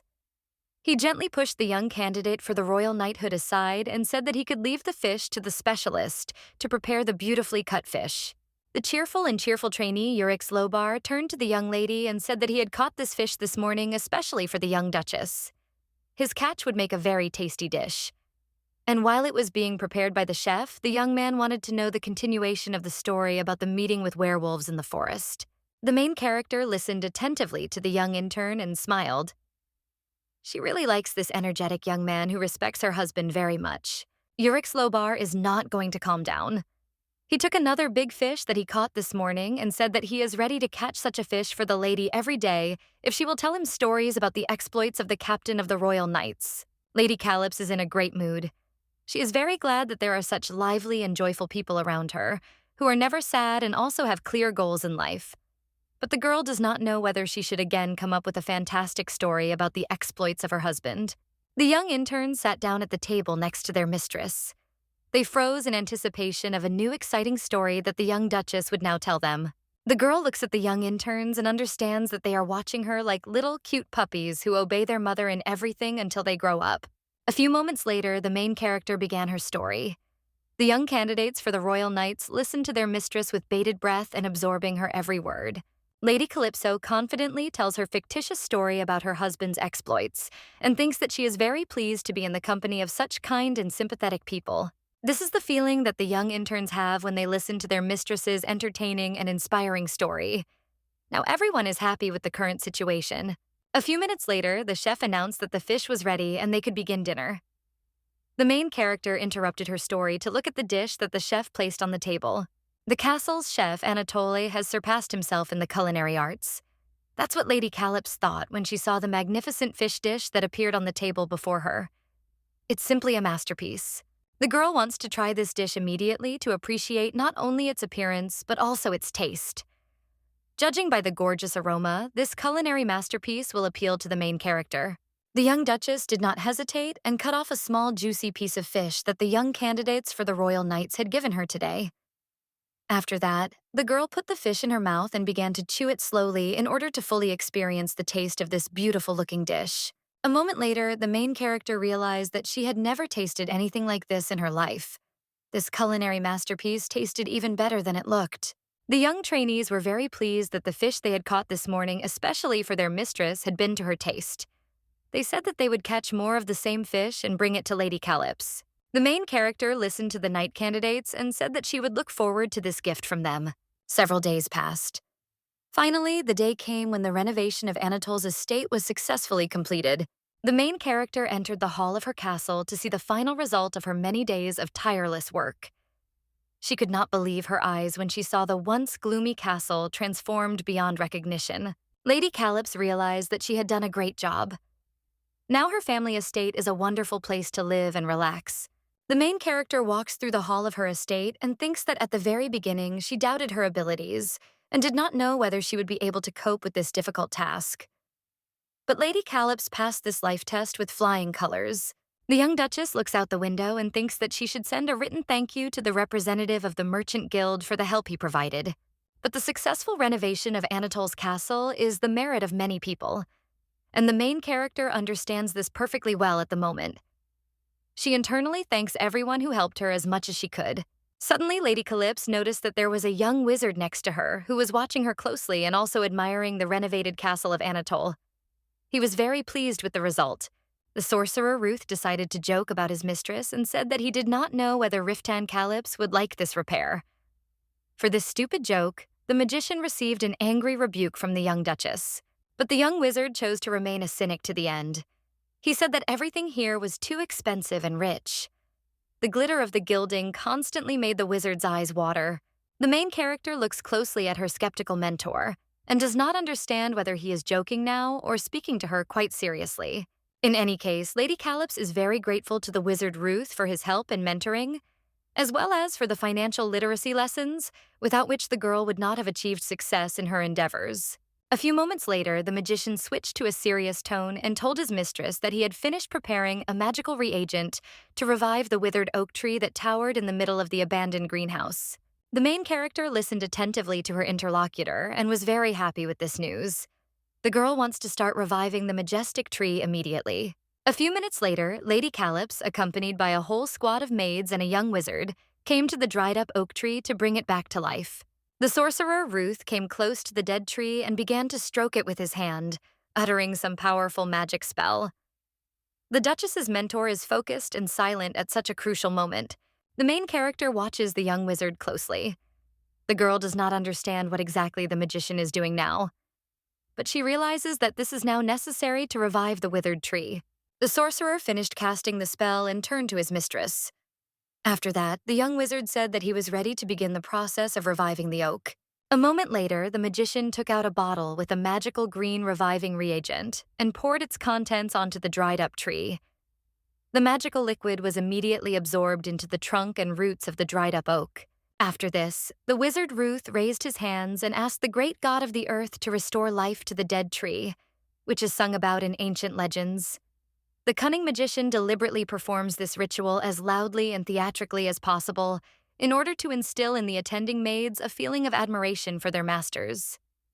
They must know that their mistress is capable of not only making a wonderful repair to the castle, but also reviving a long-dead tree.